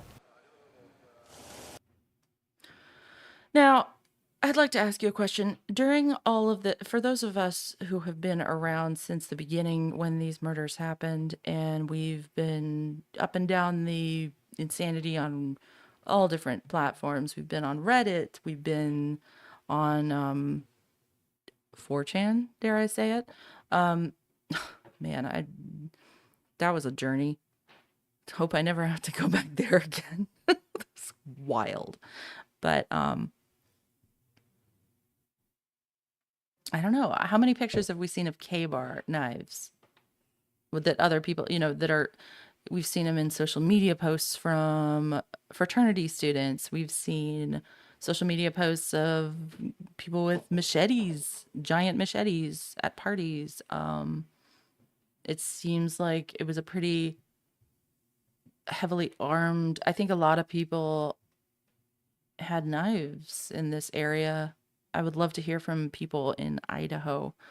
I mean, I know my cousins out in Idaho. They don't really hunt or anything. They're more in the Boise area, but they used to hunt, and I'm sure they have a K-bar knife or something. I don't know, but how common is this K-bar knife? Because I feel like I see them a lot in posts. So when Mabut says it could have been, I just don't understand how they said that they're sure that it's one weapon. I still don't understand that. How could you know that? Unless if they had more DNA information, I would think they'd be able to determine that maybe, or if they had the weapon, they could determine that. But without having the weapon on November, they've been saying for a long time, I know, that it was one weapon, and Mabut disagrees. She also cannot speak to defensive wounds. Thank you for your and can't honesty, specify Mabut. an exact time of death because it was reported many hours later. Now here's what we know about the timeline. Idaho State Police actually just released a map of events this morning. Did, so Lily. This is brand new information that we have for you guys. Look at the top of your screen on Saturday. Kaylee and Maddie were seen at the Corner Club on Main Street between 10 p.m. and 1:30 a.m. Ethan and Xana were at a Sigma Chi party near the home between 8 and 9 p.m. Now on Sunday, so after leaving the Corner Club, Kaylee and Maddie were at Grub Truck See, Lisa? at 1:40 a.m., Yeah, it's which not we an have video of. unusual and thing, I Ethan think, and at all. Xana and Kaylee and Maddie, so all four of them, they were all Like, back. I associate it with maybe where I live. It's not probably, it's more common to have like a Swiss Army knife or something. I don't know. We're pretty lame here in Baltimore. Or you have like a illegal weapon, like a gun. But, whew, I'm really saying a lot of words. Sorry. To the house at 1:45 a.m. So that is what we know about the timeline right now. It wasn't until noon that same day when officers responded Michelle. to a 911 call about an Do you unconscious. want to hear it again? Here, I'll fast forward back to this. Don't worry. We're at 2:12. You want to hear my butt again? Let's hear my butt again. My butt speaking her truth back on November 18th. On all four victims. Listen to my butt. It was definitely a knife. It would seem like if there was more than one, it was very similar, if not just the same one for all of them. No, she also not just the same one for all of them. And can't Anyway, specify an that makes more sense to me. When officers responded to a Now back to 911 where we call were. about an unconscious person, when they got to the house off King and Queen Road near U of I's campus, they found the four students dead. Moscow Police Chief James Fry said there was no sign of forced entry. He also said two roommates were home when it happened, but didn't go so far as to call them witnesses, and says they were not hurt. Now, investigators, like I Didn't go mentioned so before, the far forensics team, they are still collecting evidence at the as to scene. call them Just witnesses, to reiterate, even though they don't were have home. a suspect or suspects at this time, or a description. Were they home? Fry maintained that this is an Well, Dylan was. isolated attack, but he says he cannot say there is no threat to the community. So they're asking people to stay vigilant, be careful, and they're also asking anybody who knows anything to call their tip line. We have that number right here. There might be a threat to the community. 208-883-7180, 208-883-7180. So Brenda, just lots of questions at this time still. And of course, we're going to have that number on our website at ktvb.com. A lot of Thank you so background much, noise. Abby. Is it raining? Well, there? during the news conference held Ugh. earlier this week, reporters asked Moscow police sorry. about a video circulating on social media. The police chief said it shows 2 of the victims just hours before the killings happened early this Sunday is when the morning. grub And truck. our Morgan This is Romero when is here and is learning Olivia more about that video. Morgan, what do we have so far? Yeah, this video has been Gonçalves. out there for quite a while now, and it's from a food truck in Moscow that I know a lot of students go to after they go to the bars. That's what we've heard. Yo, Police say speaking of which, have you guys rewatched the I'm really sorry, guys. The grub truck footage again in its entirety, like with all the chat in it. It's really crazy. I really want to go back and listen to all of it. There's a few channels that are doing that.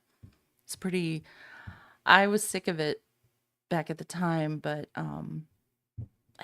it's kind of interesting to look back at now when we're kind of in a bit of a lull with information about the case.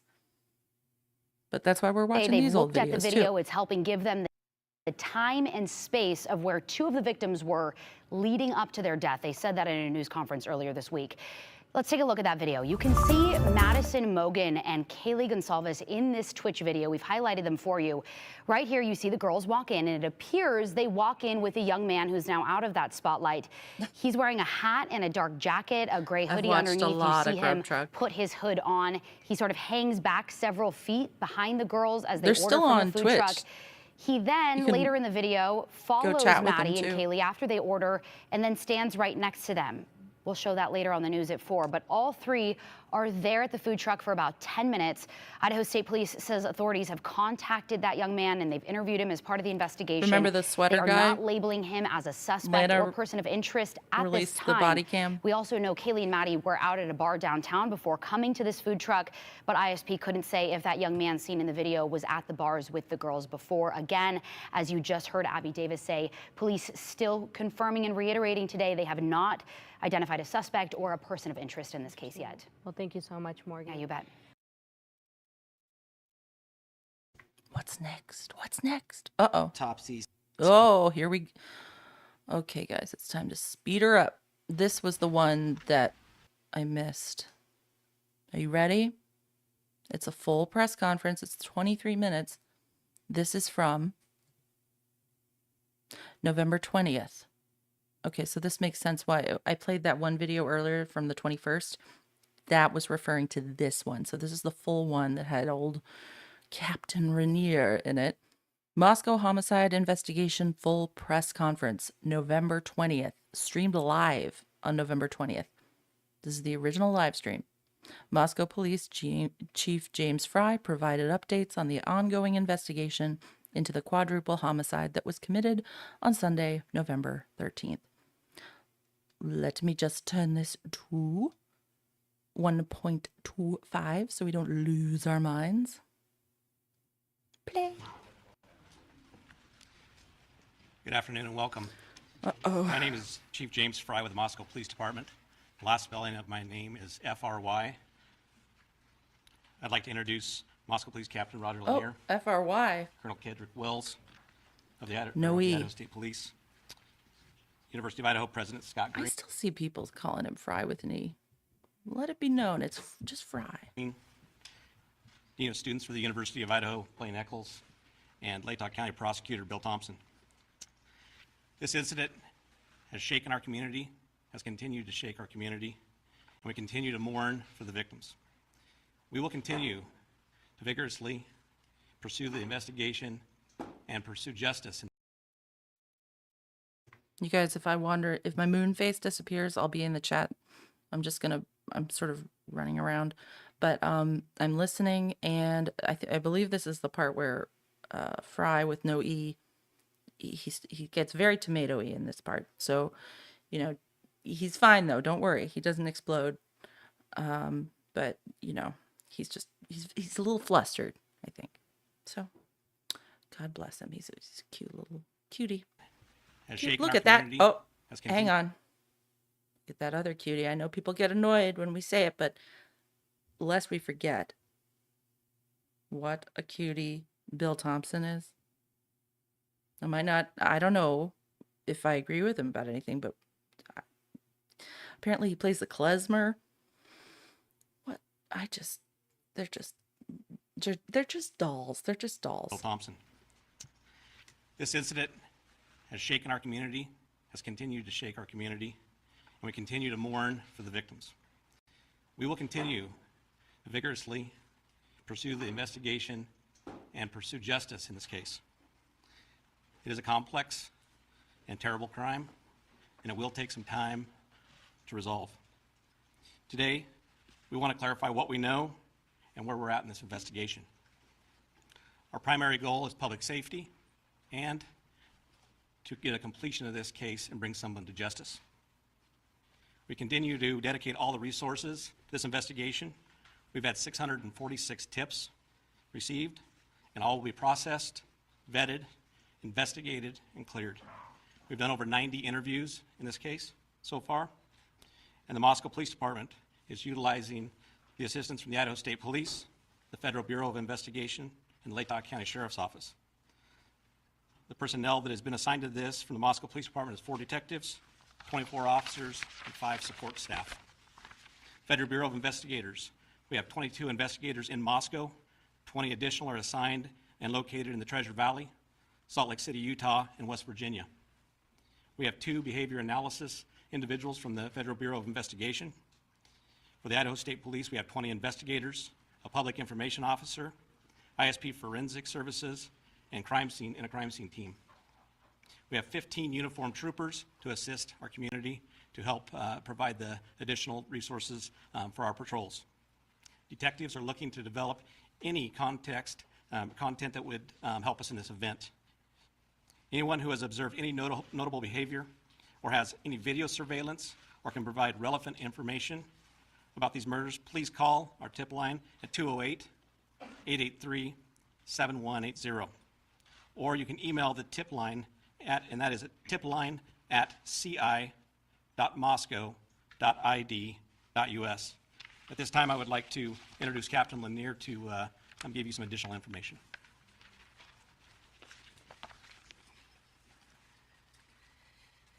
Good afternoon.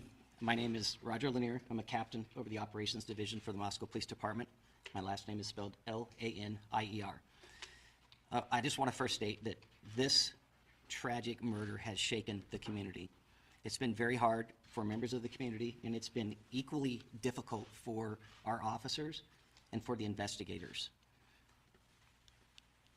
We will continue to put all of our resources towards investigating and bringing this to a resolution. Here's what we've determined so far. On the evening of November 12th, Kaylee Gonsalves and Madison Wogan were at a local bar and were later at a food truck in downtown Moscow. They arrived home at approximately 1:45 a.m. on the morning of November 13th. Ethan Chapin and Xana Kernodle were at the Sigma Chi house before also arriving home at approximately 1:45 a.m. 2 surviving roommates were also out in the community, and they returned home at approximately 1 a.m. and did not wake up until later that morning. On the morning of November 13th, at 11:58 a.m., a 911 call was placed to the Whitcomb Dispatch Center reporting an unconscious person. The call originated from inside the residence and was made from the phone of one of the surviving roommates. Moscow Police Department officers responded and located 4 victims, 2 on the 2nd floor and 2 on the 3rd floor. The Lake Tahoe County coroners conducted autopsies, and detectives have been provided with the results of those autopsies. We know that the autopsies confirmed the identity of the 4 victims, determined the cause and manner of death as homicide by stabbing, and determined that it was likely all 4 victims were asleep during the attack. Some of the victims had defensive wounds, and each victim was stabbed multiple times. There was no sign of sexual assault. Investigators have determined 2 areas of interest within the city and have provided maps which are on our Facebook page and on our website. And these are areas that they have canvassed for additional surveillance video and tips and have contacted several residents in the areas. The areas are generally south of Taylor Avenue to Palouse River Drive and west of Highway 95. Detectives have also canvassed several other neighborhoods looking for evidence, looking for additional surveillance video, and contacting residents and speaking to them to see if they may have heard or seen something.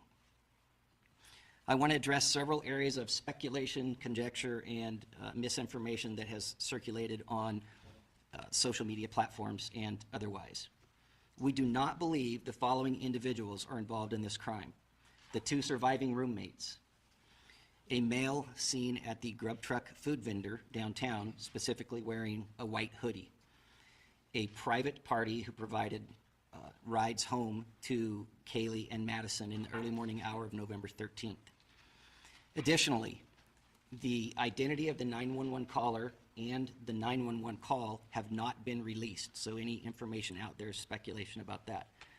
Investigators are aware that multiple phone calls from Madison and Kaylee's phone were made to a male subject. Any online reports stating that the victims had been tied and gagged are not accurate. Detectives seized the contents of 3 dumpsters on King Road and searched those dumpsters in an effort to find additional evidence, but nothing of note was discovered.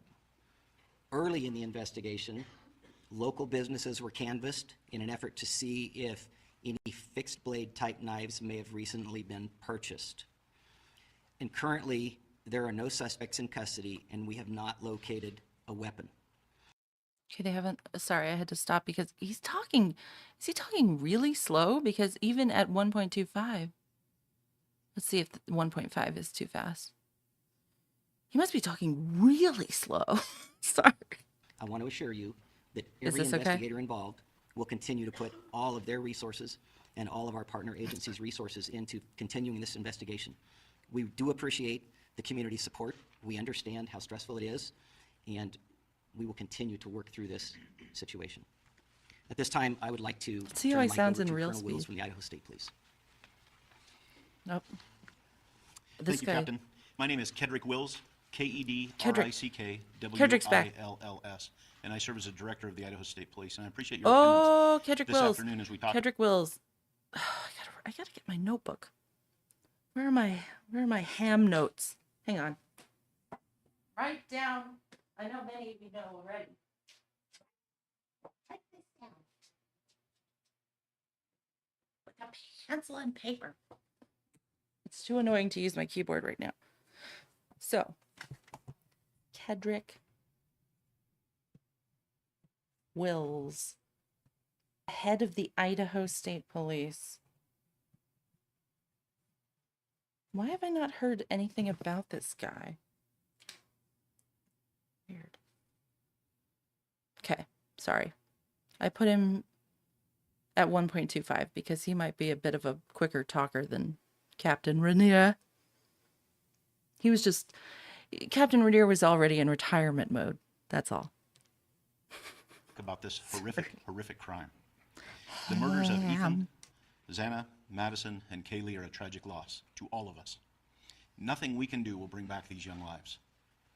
But we have an absolute commitment to working together to solve these senseless murders. And the way that we know how to do that is partnerships. And our partnership with the Moscow Police Department, with the Idaho State Police, the Federal Bureau of Investigation, and the University of Idaho to bring this issue to a conclusion and bring this to justice is absolute. We continue with Idaho State Police resources here on the ground in Moscow and throughout Idaho. Whatever the needs are, that's what we want to do. And the chief spoke about the Idaho State Police resources that are here, and he spoke about patrol resources. And we have those uniformed troopers here in Moscow and on the campus of the University of Idaho to help people to feel safe and to provide that security to the people that are here, both in the student body as well as in the community at large. And we will continue to do that as long as is necessary throughout this time. In addition, that's in addition to our forensics team that was here, in addition to our investigative team and all the other state police resources. We know that people want answers. We want answers too. As was already mentioned, this is really, really difficult for those investigators, those dedicated professionals who are investigating this crime. And a lot of people have expressed their desire to help, and the best thing that most of people can do to help is to stop with any kind of rumors and just seek official information that comes out of the Moscow Police Department. Anything that we have that we can share from a law enforcement perspective, we will be sharing just as soon as we can, because that's how we think that we can get this to conclusion. Please, please rely on official sources of information, and please be patient. I understand that everybody wishes that this was solved already, but these things take time. It takes time to work through. You heard the stats of all the tips and everything, the interviews and everything that's been done. This takes time for our investigators to work through. So please be patient as we work through this investigation. We owe this to these young kids, to these young adults. We owe it to them, and we are absolutely dedicated to make sure that that happens. Thank you. At this time, I'd like to introduce the University of Idaho President Scott Green. Scott Green, President, University of Idaho. Last name spelled Green, like the color. First, we continue to extend our heartfelt condolences to the families and friends of the victims. As stated earlier, we want justice and appreciate the increased resources from the Idaho State Police and FBI that have been brought to bear on this crime. We fully appreciate and share the frustration of our students, employees, parents, and community members who continue to push for answers. While we wait for answers in the investigation, we've ramped up our security safety practices and are listening to students and supporting them in any way possible. The University of Idaho's primary focus now is on supporting our students and working to meet their varied needs. The police continue to inform us that they believe this was a targeted attack, but we recognize this is not good enough for some of our students who will want to complete their semester remotely until the person who committed the crime is in custody. We are also hearing that some students want to be back on campus and in Moscow because they gain comfort from the structure of classes and being with their friends and professors. All reactions and feelings are valid, and we all process these tragedies differently. We're asking instructors to plan for both sets of students as we finish the semester. We will be communicating decisions early this week so that families can discuss and plan their individual response over the Thanksgiving break. We learned a lot during COVID, and we have many course delivery options our faculty can deploy to meet student needs. Student and employee safety remain our priority. We have increased security patrols on campus since we were notified of this off-campus incident. We've also benefited from increased Idaho State Police presence on our campus, which we are grateful for. They have been a very visible force, and they will continue this dedicated presence on our campus into the foreseeable future. Importantly, they have also assigned resources to the community since this crime occurred off campus. In addition to the campus-wide precautions being taken, we offer the following safety and security features in our residence halls. We will continue our Safe Walk, available 24 hours a day, 7 days a week. All residence halls are locked 24 hours a day and only accessible by students that live in the building.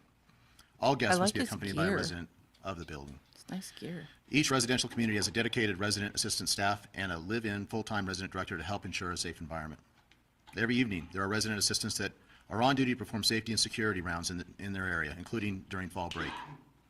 Housing and Resident Life always has at least 2 full-time staff members that are on call to provide support and emergency response 24 hours a day, including over the fall break. I want some Vandals gear. Our Learning Center Information Desk Living and Learning Center Information Desk is open 24 hours a day. All right, and will be open all of fall break for our students' needs.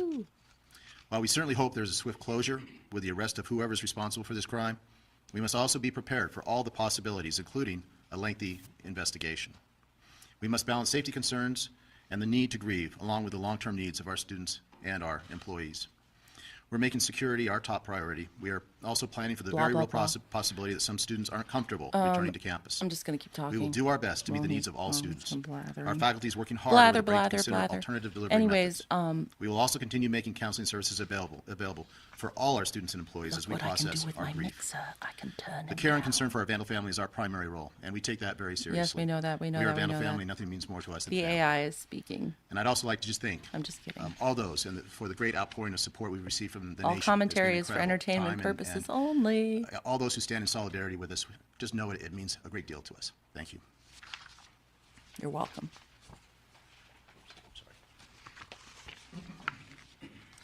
So we're going to open it up at this time to about 8 to 10 questions. We ask that only one question is asked per person, please. Sorry, I'm hearing and I would this also like to just not in mono, so you guys are hearing it way better. Here. I think it's only Sounds fair to really give our wonky student to me. Reporter the first shot. No, they're giving the Argonaut the first shot. I remember this. Here. Are you from the University of Idaho Argonaut? Is anybody from the University?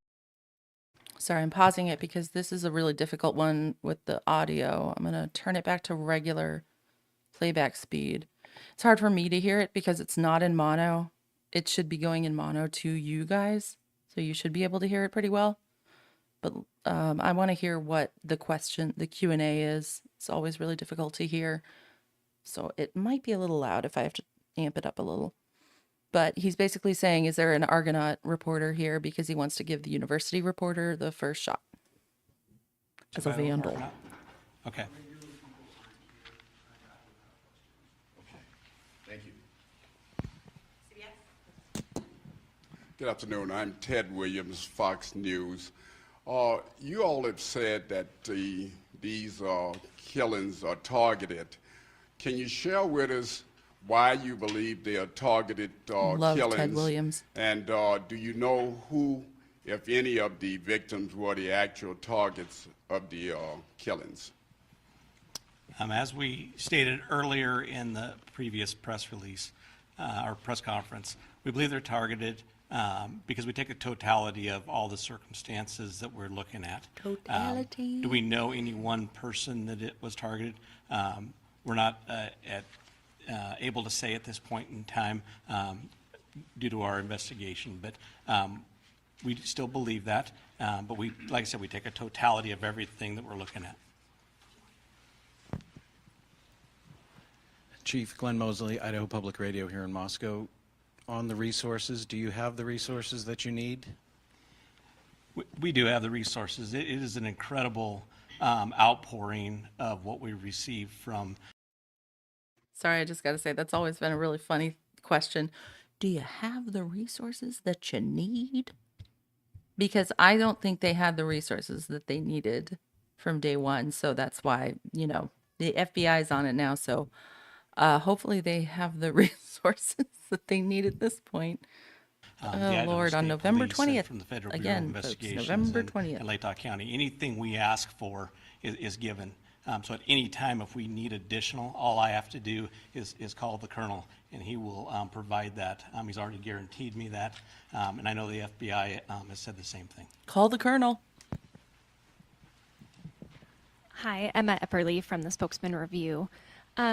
I know you've said you're not going to release who the 911 caller was, but was the killer the 911 caller? I will tell you no. I will tell you no. Can you clarify, you said it was made from the roommate's phone, but you didn't say the roommate made the call. So did the roommate make the call on the roommate's phone, or can you clarify if it was another individual who made the call? Actually, if we could just go to this one first. And Well, it's a follow-up, that's why I wanted to. so what I'll say to that is it was made from the roommate's call, or phone, excuse me, and we're not going to divulge who made that call to be. Why can't they? It's so silly. It's part of our investigation still, and when we get ready to release Okay, that, so they were still looking into the Hi, roommates, I Christina Corbin suppose, with and Fox Hunter. News. The male subject whom the women called, has he been ruled out as a suspect or person of interest? Everything that we have taken from those calls, we have followed up on, we've cleared, and we believe that there's no connection there. On November 20th. This is November 20th. They've cleared that. Okay. Just saying. Gotti Schwartz, NBC News. Just following up on the 911 call. That's the microphone man right there. Microphone man. Good job. Said that you don't believe that's the killer. Can you conclusively rule out the person that called 911 from inside the home as a suspect in this case? Can you go ahead and just ask that one more time, please? The person that was inside the home that called 911 that was not one of the roommates. Can you conclusively rule that person out as a suspect at this point? I don't think I said that it wasn't one of the roommates. I said that it was used with the roommate's phone. I believe somebody asked if that was the killer, and you said no. No, that's correct. Was there someone there other than the two roommates when police responded to the home? So will you clarify that for me? You're not confirming a roommate called 911, but you used the roommate's phone. So was there someone else at the home other than those two roommates? There was other friends that had arrived at the location. Sorry, I have to rewind this really quick. Honestly, I'm not. It's not easy to hear. To release Sorry. that. Let me go right here. Gotti Schwartz, NBC News. Just following up on the 911 call. You said that you don't believe that's the killer. You guys can probably hear it better. Can you conclusively rule out the person that called 911 from inside the home as a suspect in this case? Can you go ahead and just ask that one more time, please? The person that was inside the home that called 911 that was not one of the roommates. Can you conclusively rule that person out as a suspect at this point? I don't think I said that it wasn't one of the roommates. Love I you, said Susan. that it was used with the roommate's phone. I believe somebody asked if that was the killer, and you said no. No, that's correct. How'd they know that? Anyway. So will you clarify that for me? You're not confirming a roommate called 911, but they used the roommate's phone. So was there someone else at the home other than those two roommates? There was other friends that had arrived at the There was location. other friends that had arrived at the location. Honestly, I'm not quite sure at this time, to be quite honest. Honestly, I'm not quite sure. at Do you this guys moment. have any idea if the killer's still within the don't even community, know. or are you looking outside the community for the killer? It's about in time for terms of we their don't even physical know. location? We don't even get ready. We're looking everywhere I think it's coming up, right? We don't even know. that evidence would lead us. I can't say if the person's here. I can't say what community the person's in. We're utilizing every resource we can to make that location of that individual. And part of that is the safety of our community is paramount, and that's why we brought in the resource that we brought in to keep our community as safe as we can. Being so close to the border, does that make it kind of automatically an interstate investigation? Can you comment on that? I cannot comment on that. I'm not even aware. Did you look in Washington at all, I guess, for... Did you We're look in looking Washington everywhere. at all? I'm going to take 2 more questions. That was Do interesting. you still believe this attack was done by one Did you hear perpetrator? that, And if though? He was like, what? Community is Sorry. paramount, and that's why we brought in the resource that we brought in to keep our community as safe as we can. Being so close to the border, does that make it kind of automatically an interstate investigation? Being so close to the border, does that kind of I cannot automatically make comment on it? that. I'm not even aware. Did you look in Washington at all, I guess, for... We're looking everywhere. I'm going to take 2 more questions. Fry's getting do you still nervous. believe this getting the splotchy. attack was I get done it. by one perpetrator? I know And if people who so, get the how does splotch. one individual kill 4 people at night and not wake up the other 2 roommates? I know, Michelle. Our investigation will continue to look at all avenues of that investigation. I cannot language he disclose uses is just, any of that information. so I don't even frustrating. know that information at this point in time, and here that's we why go. we're continuing Sorry. to investigate. We knew it was coming. And everywhere. I gotta turn it up. I'm going to take I don't even 2 more know. questions. I don't even know. I Do you don't still even believe this know. this attack was done by one perpetrator? And if so, how does one individual kill 4 people at night and not wake up the other 2 roommates? Our investigation will continue to look at all avenues of that investigation. All I avenues cannot of that disclose, investigation. any of that information. I don't even know that information at this point in time. I and don't that's why we're even continuing to know that investigate. information at this point. How this happened without the other 2 roommates hearing it or waking up or noticing? We do not. One more question. So I assume this was after Hi, Dylan Angela told- Palermo, Idaho Statesman. Anyways. In the press release Statesman. yesterday, you confirmed that the victims were found on the 2nd and 3rd floors of the home. Can you say which of the victims were found where? I'm not going to go ahead and disclose that information. They were found on the 2nd and 3rd floor, and that's as far as we're going to go with that part of the investigation too, because all those key pieces do come to play later. So we do thank you. We thank you for meeting with us. We thank you for helping get information out, and I can assure you we will continue to work hard. We will continue to do everything we can to solve this. So thank you. Was this related to any animal mutilation? Did he say animal? Was there any animal mutilation?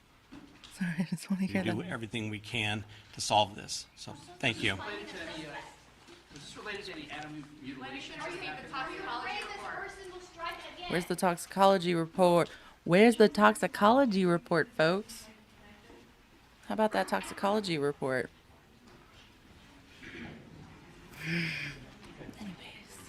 Well, we got through that. Look at those cameras. Woo. How do I get that job? 9 days later, still more questions. Quiet. Sorry. I wanted to take this moment. So we got through that other presser. Whew. Whew. Now we are moving on to the next video, which is, it looks like it's from November 23rd. A few days, like 3 days after that last press conference. Now, here's something I'm going to do. I'm going to turn off Do Not Disturb on my telephone line, telephone, my telephone line. So if anybody would like to call in live to chat, feel free to call 410-575-3733. You know, if you're more of a vocal person, you can call on in. I'm going to try to limit the calls to 10 minutes if there are any. Even though I'll probably we got great callers last time, so they can go as long as they want. Let's keep going. So this is November 23rd, a few days after that last presser. November 23rd, Idaho State Police said it's difficult to describe why they still have no leads and no person of interest. The headline of this video is "Still No Suspect in Moscow Murders." Great. Here we go. Answers remain about the murder of 4 University of Idaho students in Moscow. Moscow police, Idaho State Police, and the FBI are still piecing together what happened to Ethan Chapin, Kaylee Gonsalves, Madison Mogen, and Xana Kernodle. Our Abby Davis talked with Idaho State Police today, and I think, Abby, first things first, what everyone wants to know, hopefully, they still don't have a suspect tonight. Well, not only that, Morgan, but ISP Communications Director Aaron Snell also told me they don't have a person of interest either. Wow. And right now, their biggest priority is collecting surveillance video from the neighborhood where this horrific attack happened. Police say the killing of University of Idaho students Ethan Chapin, Xana Kernodle, Madison Mogen, and Kaylee Gonsalves were isolated and targeted. But Idaho State Police spokesperson Aaron Snell says it's difficult to describe why investigators still believe that's the case. To provide that answer, that would be providing investigative and evidentiary information. Who's that? Based on what we've seen at the scene, knowing the fact that the house did not appear to have been broken into or forced entry, as well knowing the evidence from the crime scene itself. The detectives and the chief of police feel very comfortable or confident in saying that this was undoubtedly directed and targeted. Did the girls Idaho have any State Police. stalkers? We are Who was working this? directed and targeted. Did the girls have Snell. any stalkers? Snell. We are working on that. We have heard that. That After is this interview, Snell? the Moscow Sorry. Police Department stated He's in a an press ISP release person. they I gotta haven't. listen to this. Directed and This is targeted. before the Did the gag order, girls have folks. any? Very comfortable Sorry. or I wanna knowing listen to the this evidence again. from the fact that the house did not appear to have been broken into or forced entry, as well knowing the evidence from the crime scene itself. The detectives and the chief of police feel very comfortable or confident in saying that this was undoubtedly directed and targeted. Did the girls What? have any stalkers? We are working on that. We have heard that. After this interview, the Moscow We've heard Police that. Department stated in a press is release Idaho. they haven't been able to verify or identify a I'm stalker. so sorry, Snell you guys. couldn't You're answer gonna kill me. to describe why. But I gotta Idaho- listen to this Snell stuff again. Snell also Snell.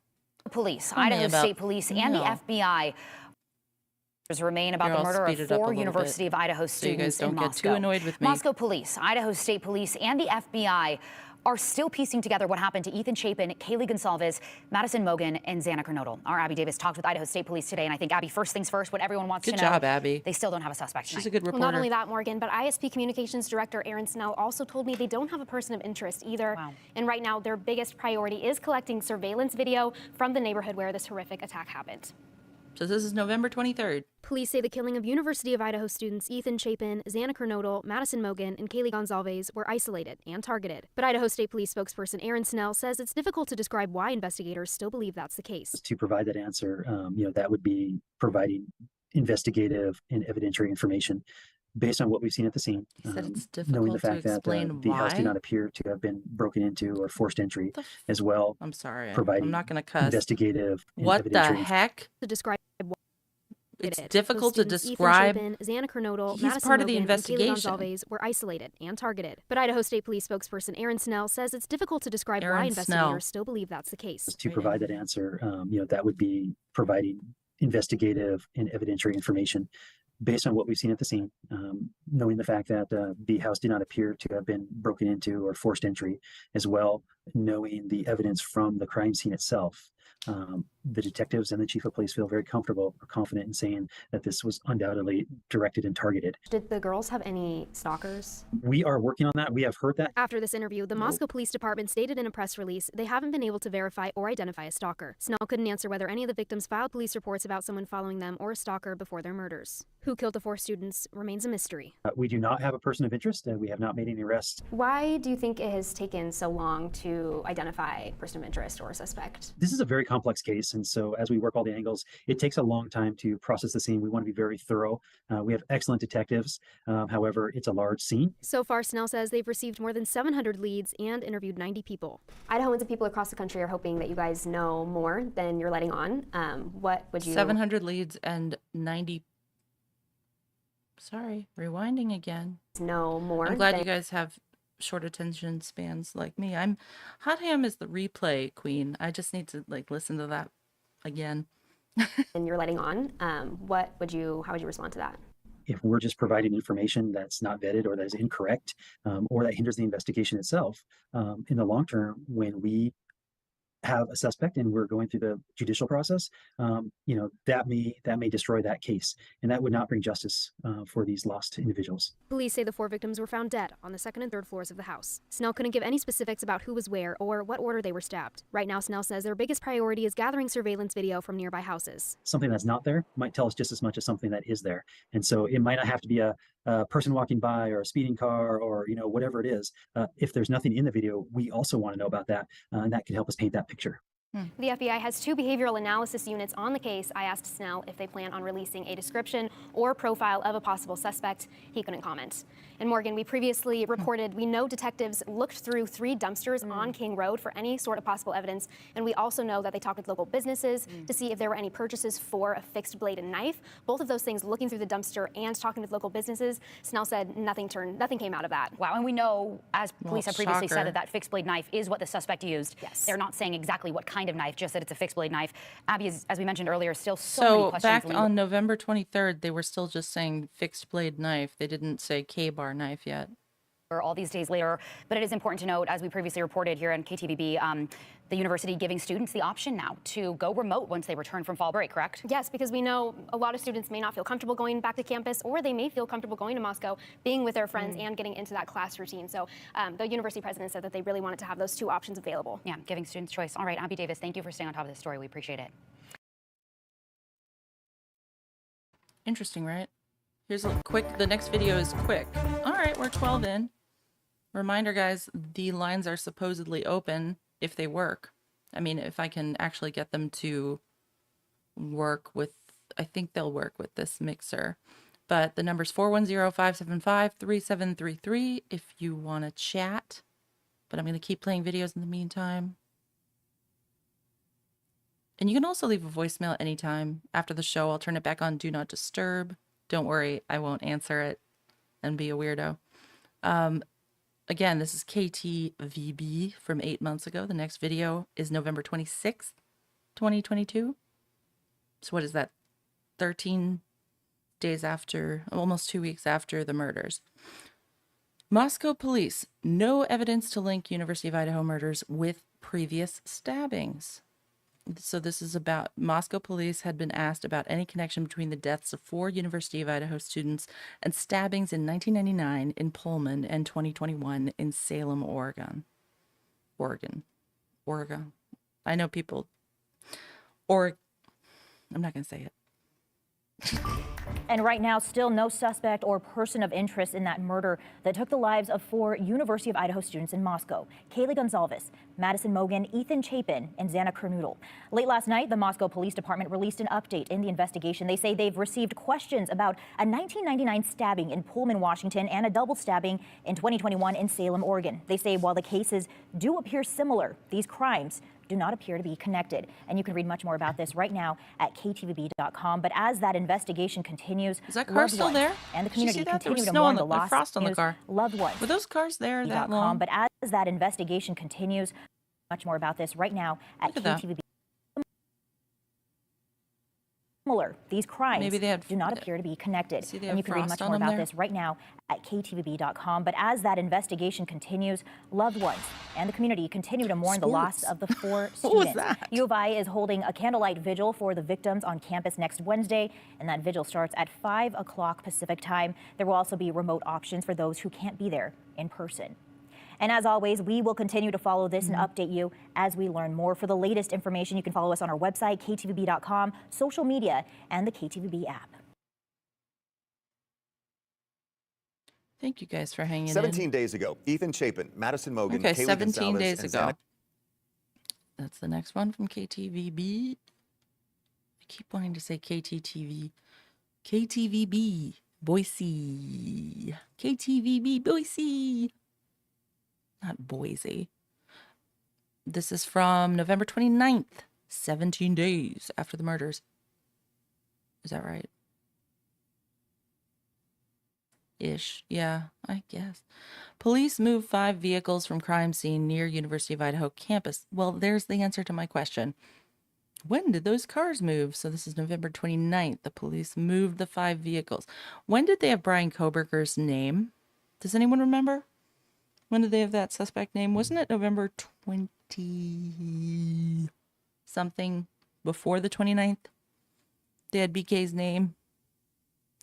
So check that out. According to the Moscow Police Department, on November 29th, the vehicles were moved from the 1122 King house Tuesday to a quote, more secure long-term storage location to continue processing evidence, unquote. Okay, well, all right. Let's hear Kernodle were it. stabbed to death in a home near campus. Police still don't have a suspect or murder weapon. Now, students and communities across the state are gathering to honor the lives of the 4 University of Idaho students. My co-anchor Morgan Romero talked with Idaho State Police about the investigation today. She is live in Moscow right now ahead of tomorrow's vigil at the U of I. Morgan? Hey, Doug, we got here this afternoon. We went to the home, 1122 King Road, where this horrific attack happened. I will say a very eerie feeling here in Moscow. It's very cold. I know students just returned from Thanksgiving break. Some, as we've been reporting, chose not to come back.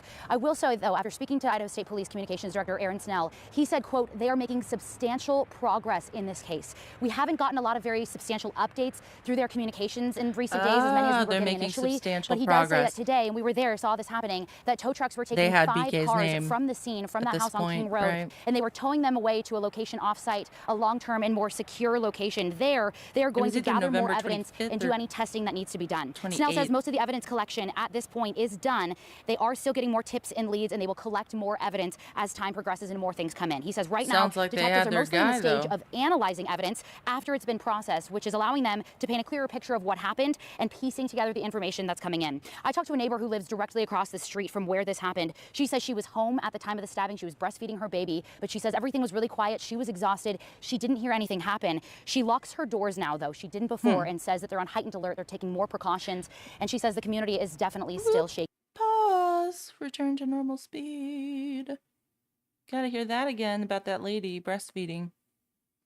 Oh, there's Xana's car. Clearer picture of what happened and piecing together the information that's coming in.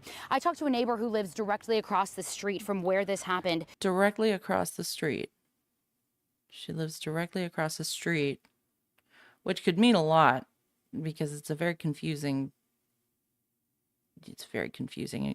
This whole block is very, very confusing as to what's a street and what's not. She says As she we was know. home at the time of the stabbing. She was breastfeeding her baby, was but she home, says she was everything was really breastfeeding. quiet. She was exhausted. She didn't hear anything happen. She locks her doors Man, they had a lot of snow. You see, those cars were sitting out there for a while. now, though. She didn't before, and says that they're on heightened alert. They're taking more precautions. And she says the community is definitely still shaken by all of this that happened. But Okay. Maddie's car's gone. more Yep. importantly, what she wants right now for the community, for the victims and their families, Ethan's. is for the rumors and speculation to stop, because it's not doing anyone any favors. We're reminding people that this isn't a rumor mill. This isn't some episode of a criminal show that, you know, is going to be over in an hour. There's a lot of evidence still being processed. There's a lot of tips that are. This is the lady who was breastfeeding, I assume, because she's got her baby right there, who lives across the street and was breastfeeding at the time, Still according to coming what they in. said? This is a criminal investigation, and so we can't throw all of our cards on the table and tell everybody everything that we have. Oh, there's And old so ISP Snell again. I'm going to listen to that lady again, just to be sure. Just want to hear Not what she doing said. anyone any favors. We're reminding people that this isn't a rumor mill. This isn't some episode of a criminal show that, you know, is going to be over in an That's right, you web sleuthers. You'd better be careful. You terrible, terrible web sleuthers, you. hour. There's a lot of evidence still being processed. There's a lot of tips that are still coming in. this is a criminal investigation, and so we can't throw all of our cards on the table. Where is this? Is this the airport? What the heck is this? What is this? Where they're sitting? It's not the police. It's an airport, I think. And this is Aaron Snell. I guess he was the spokesman from ISP at the time. So I'm very curious to, now that I know who he This is a criminal is. investigation, and so we can't throw all of our cards on the table and tell everybody everything that we have. And so it does cause for some conflict and some anger and some disillusionment about, are we actually working the case? A lot of speculation comes up when in the, Oh, right. This in is the the void of information Snell. being provided. Snell was the, but it's interesting. He was the spokesman, right? The marketing spokesman guy. But I thought he said he worked for ISP. Is that, does anybody remember that? Maybe I'm stupid, but it sounds like he, oh my God, Michelle, that documentary, or that is an insane movie. Aaron Snell, I know, was the spokesman guy that was trying to like be the media liaison. But it was, these last few things have said he's with ISP, so he works for ISP. Does he work? He doesn't work for Moscow police. He works for ISP. Okay. I think I was confused when I first heard Law about enforcement him. has received more than 1,000 tips and more than 260 videos have been submitted. They're trying to build a picture and go back and rebuild what occurred because, as we mentioned earlier, they do not have a suspect or a weapon. They are looking from surveillance videos, any videos that were taken the night before the 4 students were murdered, as well as the morning of. And Aaron Snell really wanted to get the message out to students that it doesn't matter what you were doing that night. If it's something he said your parents might not be proud of, he wants you to send those videos in because it could really help them piece together everything. The FBI is here. They have their behavioral analysis units working on this. At this time, he says they are not providing a suspect profile to the public because he says that information is really pertinent to detectives. Again, that vigil is going to be held on campus tomorrow at the University of Idaho in the Kibbe Dome. It's moved from outside to inside due to weather. That's going to be at 5 p.m. Pacific time, 6 p.m. Mountain time. We will have that on air KTVB as well as on ktvb.com. And as Doug alluded to earlier, several other colleges, universities, and schools throughout the state of Idaho are going to be having their own tribute standing in solidarity with U of I and the victims. They're going to be turning on their athletic lights, for example, to stand in unity with them. Doug? That's right, Morgan, as you mentioned, we are going to be carrying the full vigil tomorrow live here on I News hate to Channel say it, 7 I do wanna from watch 6 this. until 7 p.m. tomorrow night. If I you know guys you'll wanna be there stick to cover around. it as well, and we'll look for your reporting on that. And we'll see you and Brian back here I tonight do want to watch the on news at 10 vigil as again. well. I think it's important, even though I'm not sure that we can see the whole Welcome to thing the news here. at 10. Police are removing some of the Hang belongings. on. Okay, the next, this, well, where's the vigil? Interesting.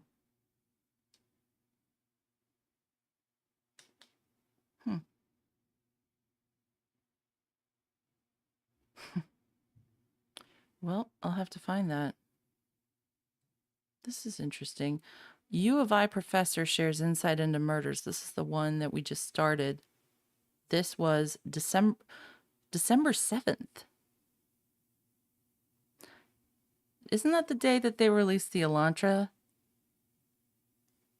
thing? Yeah, it was. Moscow murder update. U of I professor shares insight into murders. Professor said murder cases take time and patience. Great job. Apparently that's the news on December 7th.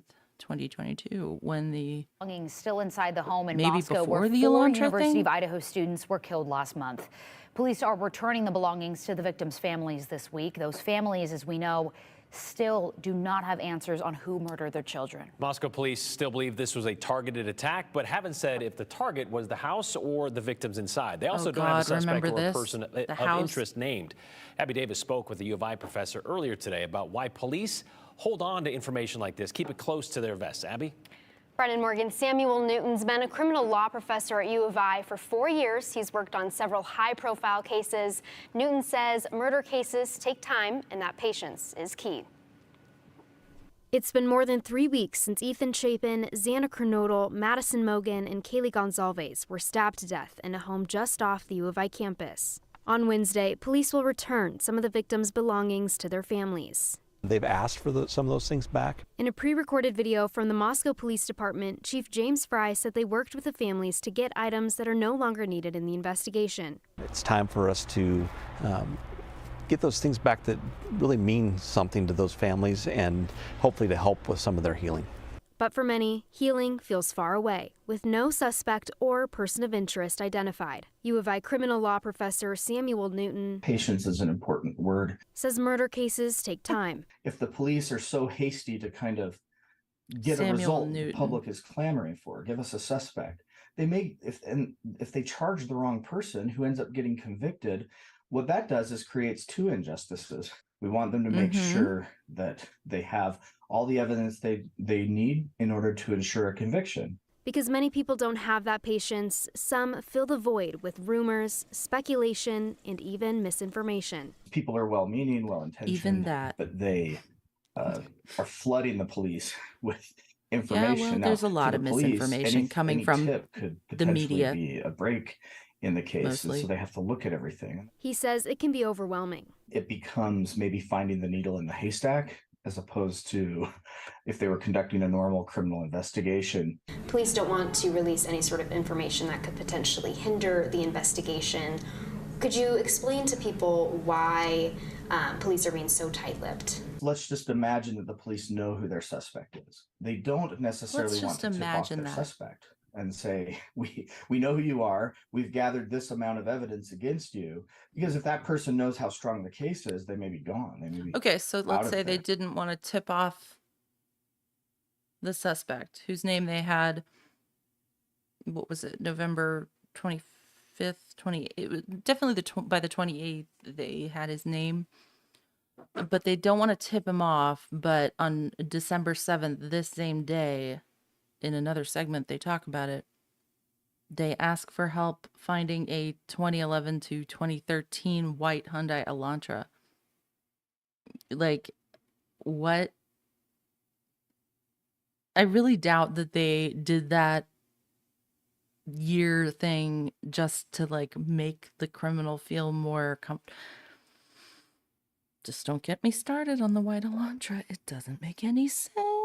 The worst case scenario. I hope they just have don't know, and they don't want to more. Also tip I off just a hope they have potential more. suspect or the person who did it, that they have no clue, and that can embolden the real killer or killers to know that police have no ideas. For these reasons, Newton says it's necessary police don't release certain info to the public. Also, if they let this guy run around, I get that they didn't have a warrant. They couldn't.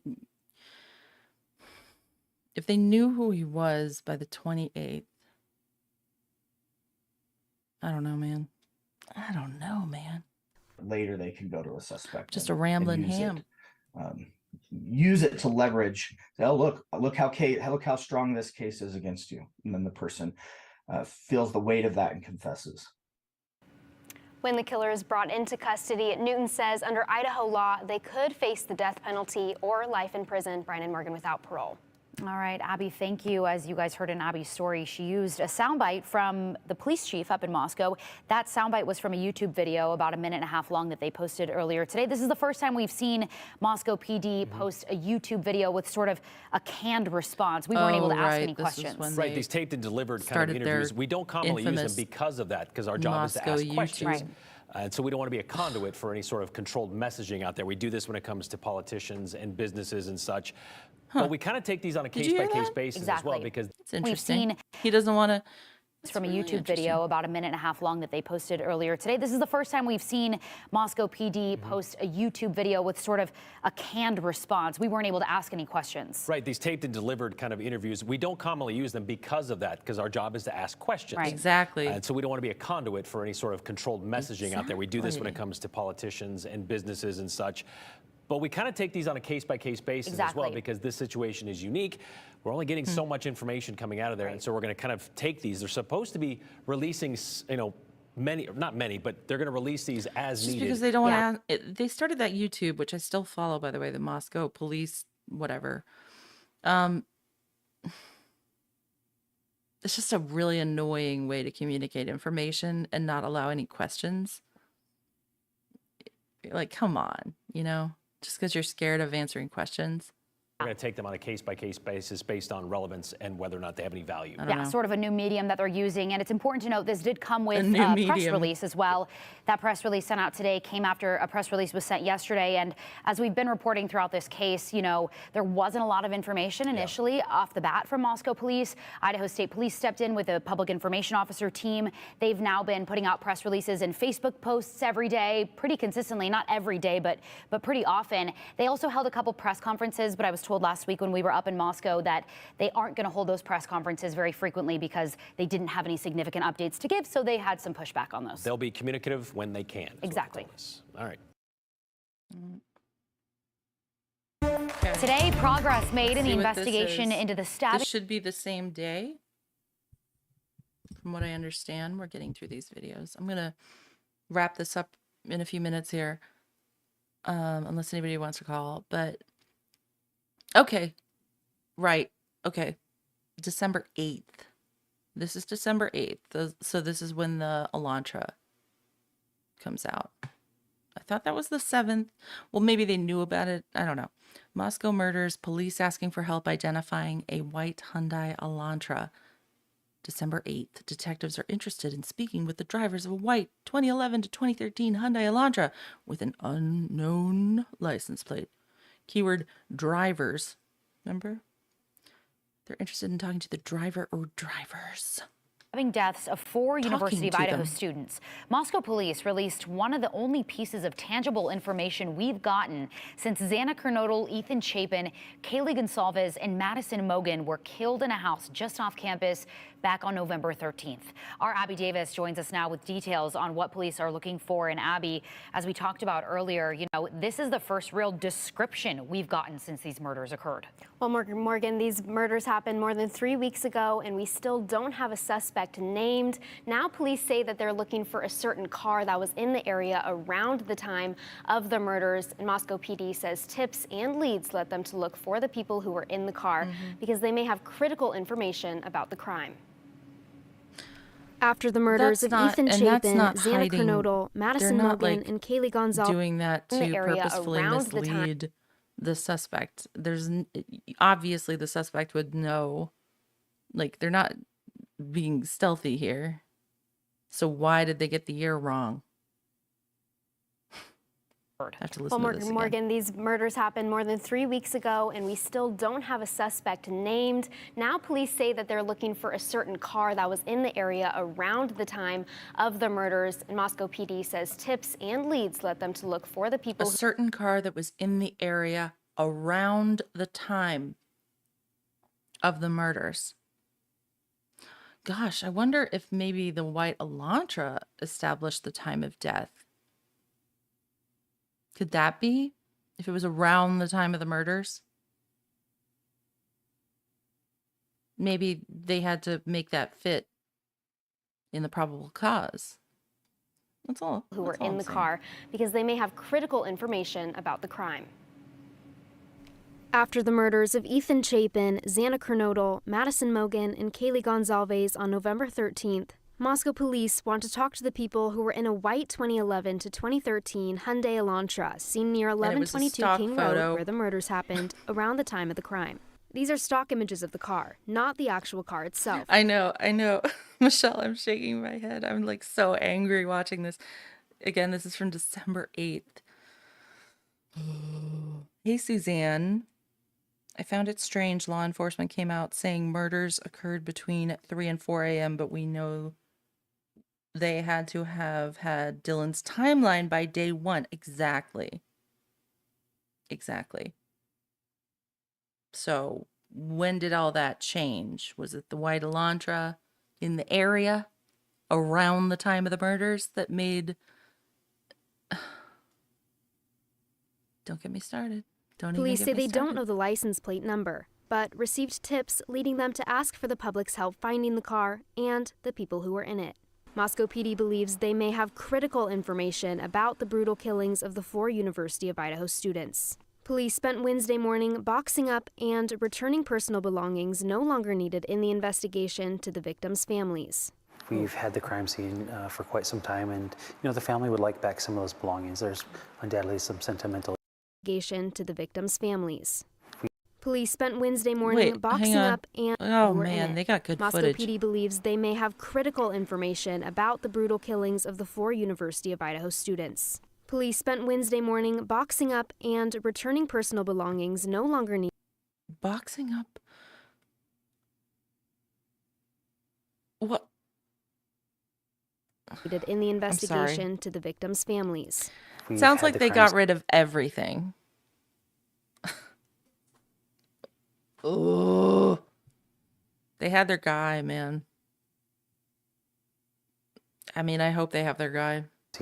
For quite some time, and the family would like back some of those belongings. There's undoubtedly some sentimental issues, and I think it will help with a little bit of the healing. Our sister station in Seattle interviewed Idaho State Police Communications Director Aaron Snell on Wednesday, who's been leading the public information team on this case. He says the items will go into storage for the time being until the families pick them up. The family has made this request of us in the past, and so we want to help them to the best of our ability. Snell says as investigators finish collecting and processing evidence from the home, they're making plans to release the house back to the landlord. We do know, we recognize, and we have put out there that, the time that we're going to hold the home is coming closer to an end. We want to make sure that it's done at the appropriate time and in a calculated fashion. Police encourage anyone with any information about the... In a calculated fashion? Sorry. Snell cracks me up. Snell's full of it.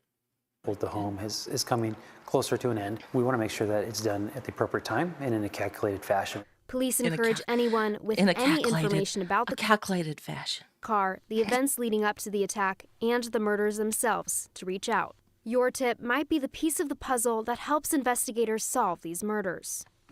If you own this car or know of anyone who may have been driving it on the days leading up to or on the day of the murders, please pass Brian Koberger, please call.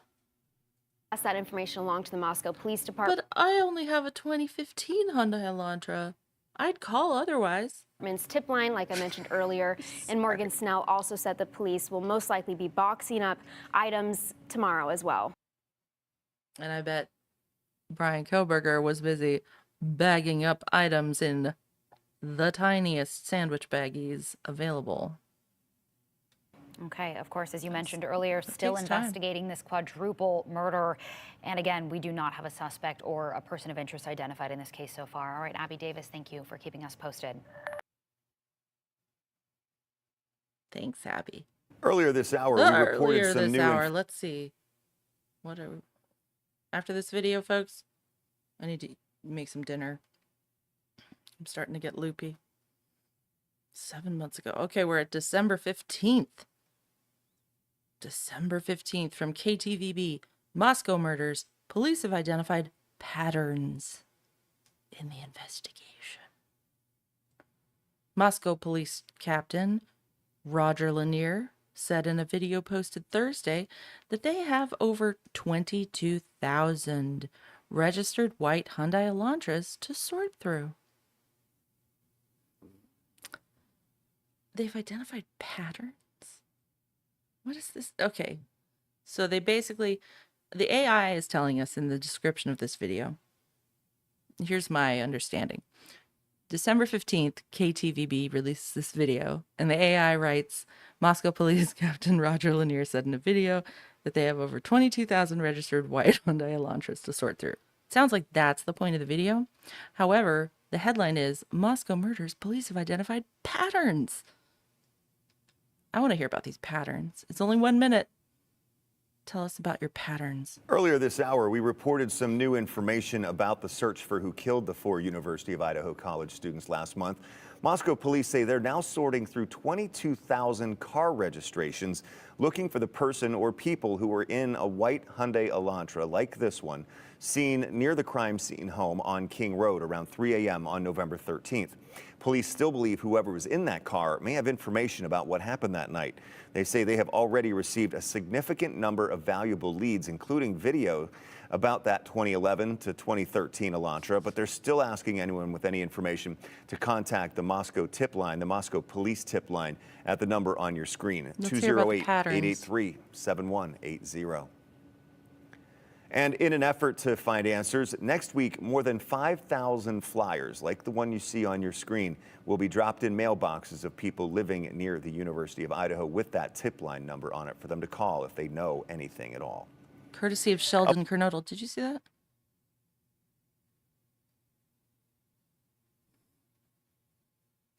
I think that's her cousin. I can't remember who Sheldon Kernodle was. But he put out this tip flyer.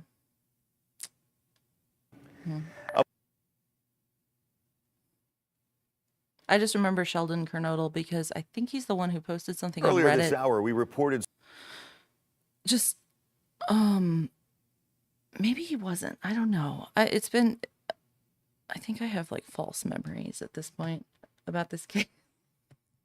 And I'm also hungry. But you guys, thank you so much for joining me. I've had such a lovely time talking to you all. I hope you enjoyed this. We will continue. We're on video 16 of 26, and I'm actually going to go through tonight, and I'd like to add more. Because I think for some reason, I don't think I have all the videos, even though I looked. I think some are sort of buried. So I'd like to make sure I find everything I can from these early days that we can just rewatch, re-listen to. It's not going to hurt. And I figure the local news station, they did cover this quite a bit. And you know, it's support your local news if they're any good. And I'm really, this Snell character, I guess my brain like blocked him out for a while, but I do remember him. Got my eye on you, Snell. Anyways. Oh, thank you all, you lovely hamsters, for joining me. And if you enjoyed this show, I do have Cash App. It's $ Hot Ham Radio. And if you enjoy listening to live DJ sets, you can tune in on Thursday nights at 8 p.m. Central Time. So 9 p.m. Eastern, 8 p.m. Central, and 6 p.m. Pacific. It takes a long time for me to figure that out. But I do a 2-hour show every Thursday called A Smack of Ham on Midnight Radio. So you can listen at midnightrad.io. And I play music too. I talk about all kinds of things. Yeah, it's midnightrad.io. You can also look up Midnight Radio on TuneIn Radio, on the app, or on iHeartRadio. And you can play it on all your what have you devices. And now I'm just a rambling ham. I'm going to go make myself some dinner, not ham. I've had enough ham for today. But thank you all so much for joining me, my lovely hamsters. Please leave me a voicemail, and I will definitely play it on a future show. If you want to talk about true crime or Idaho or anything at all, ham, anything. Thanks for joining me. Over and out. Beep, beep, beep, beep, beep.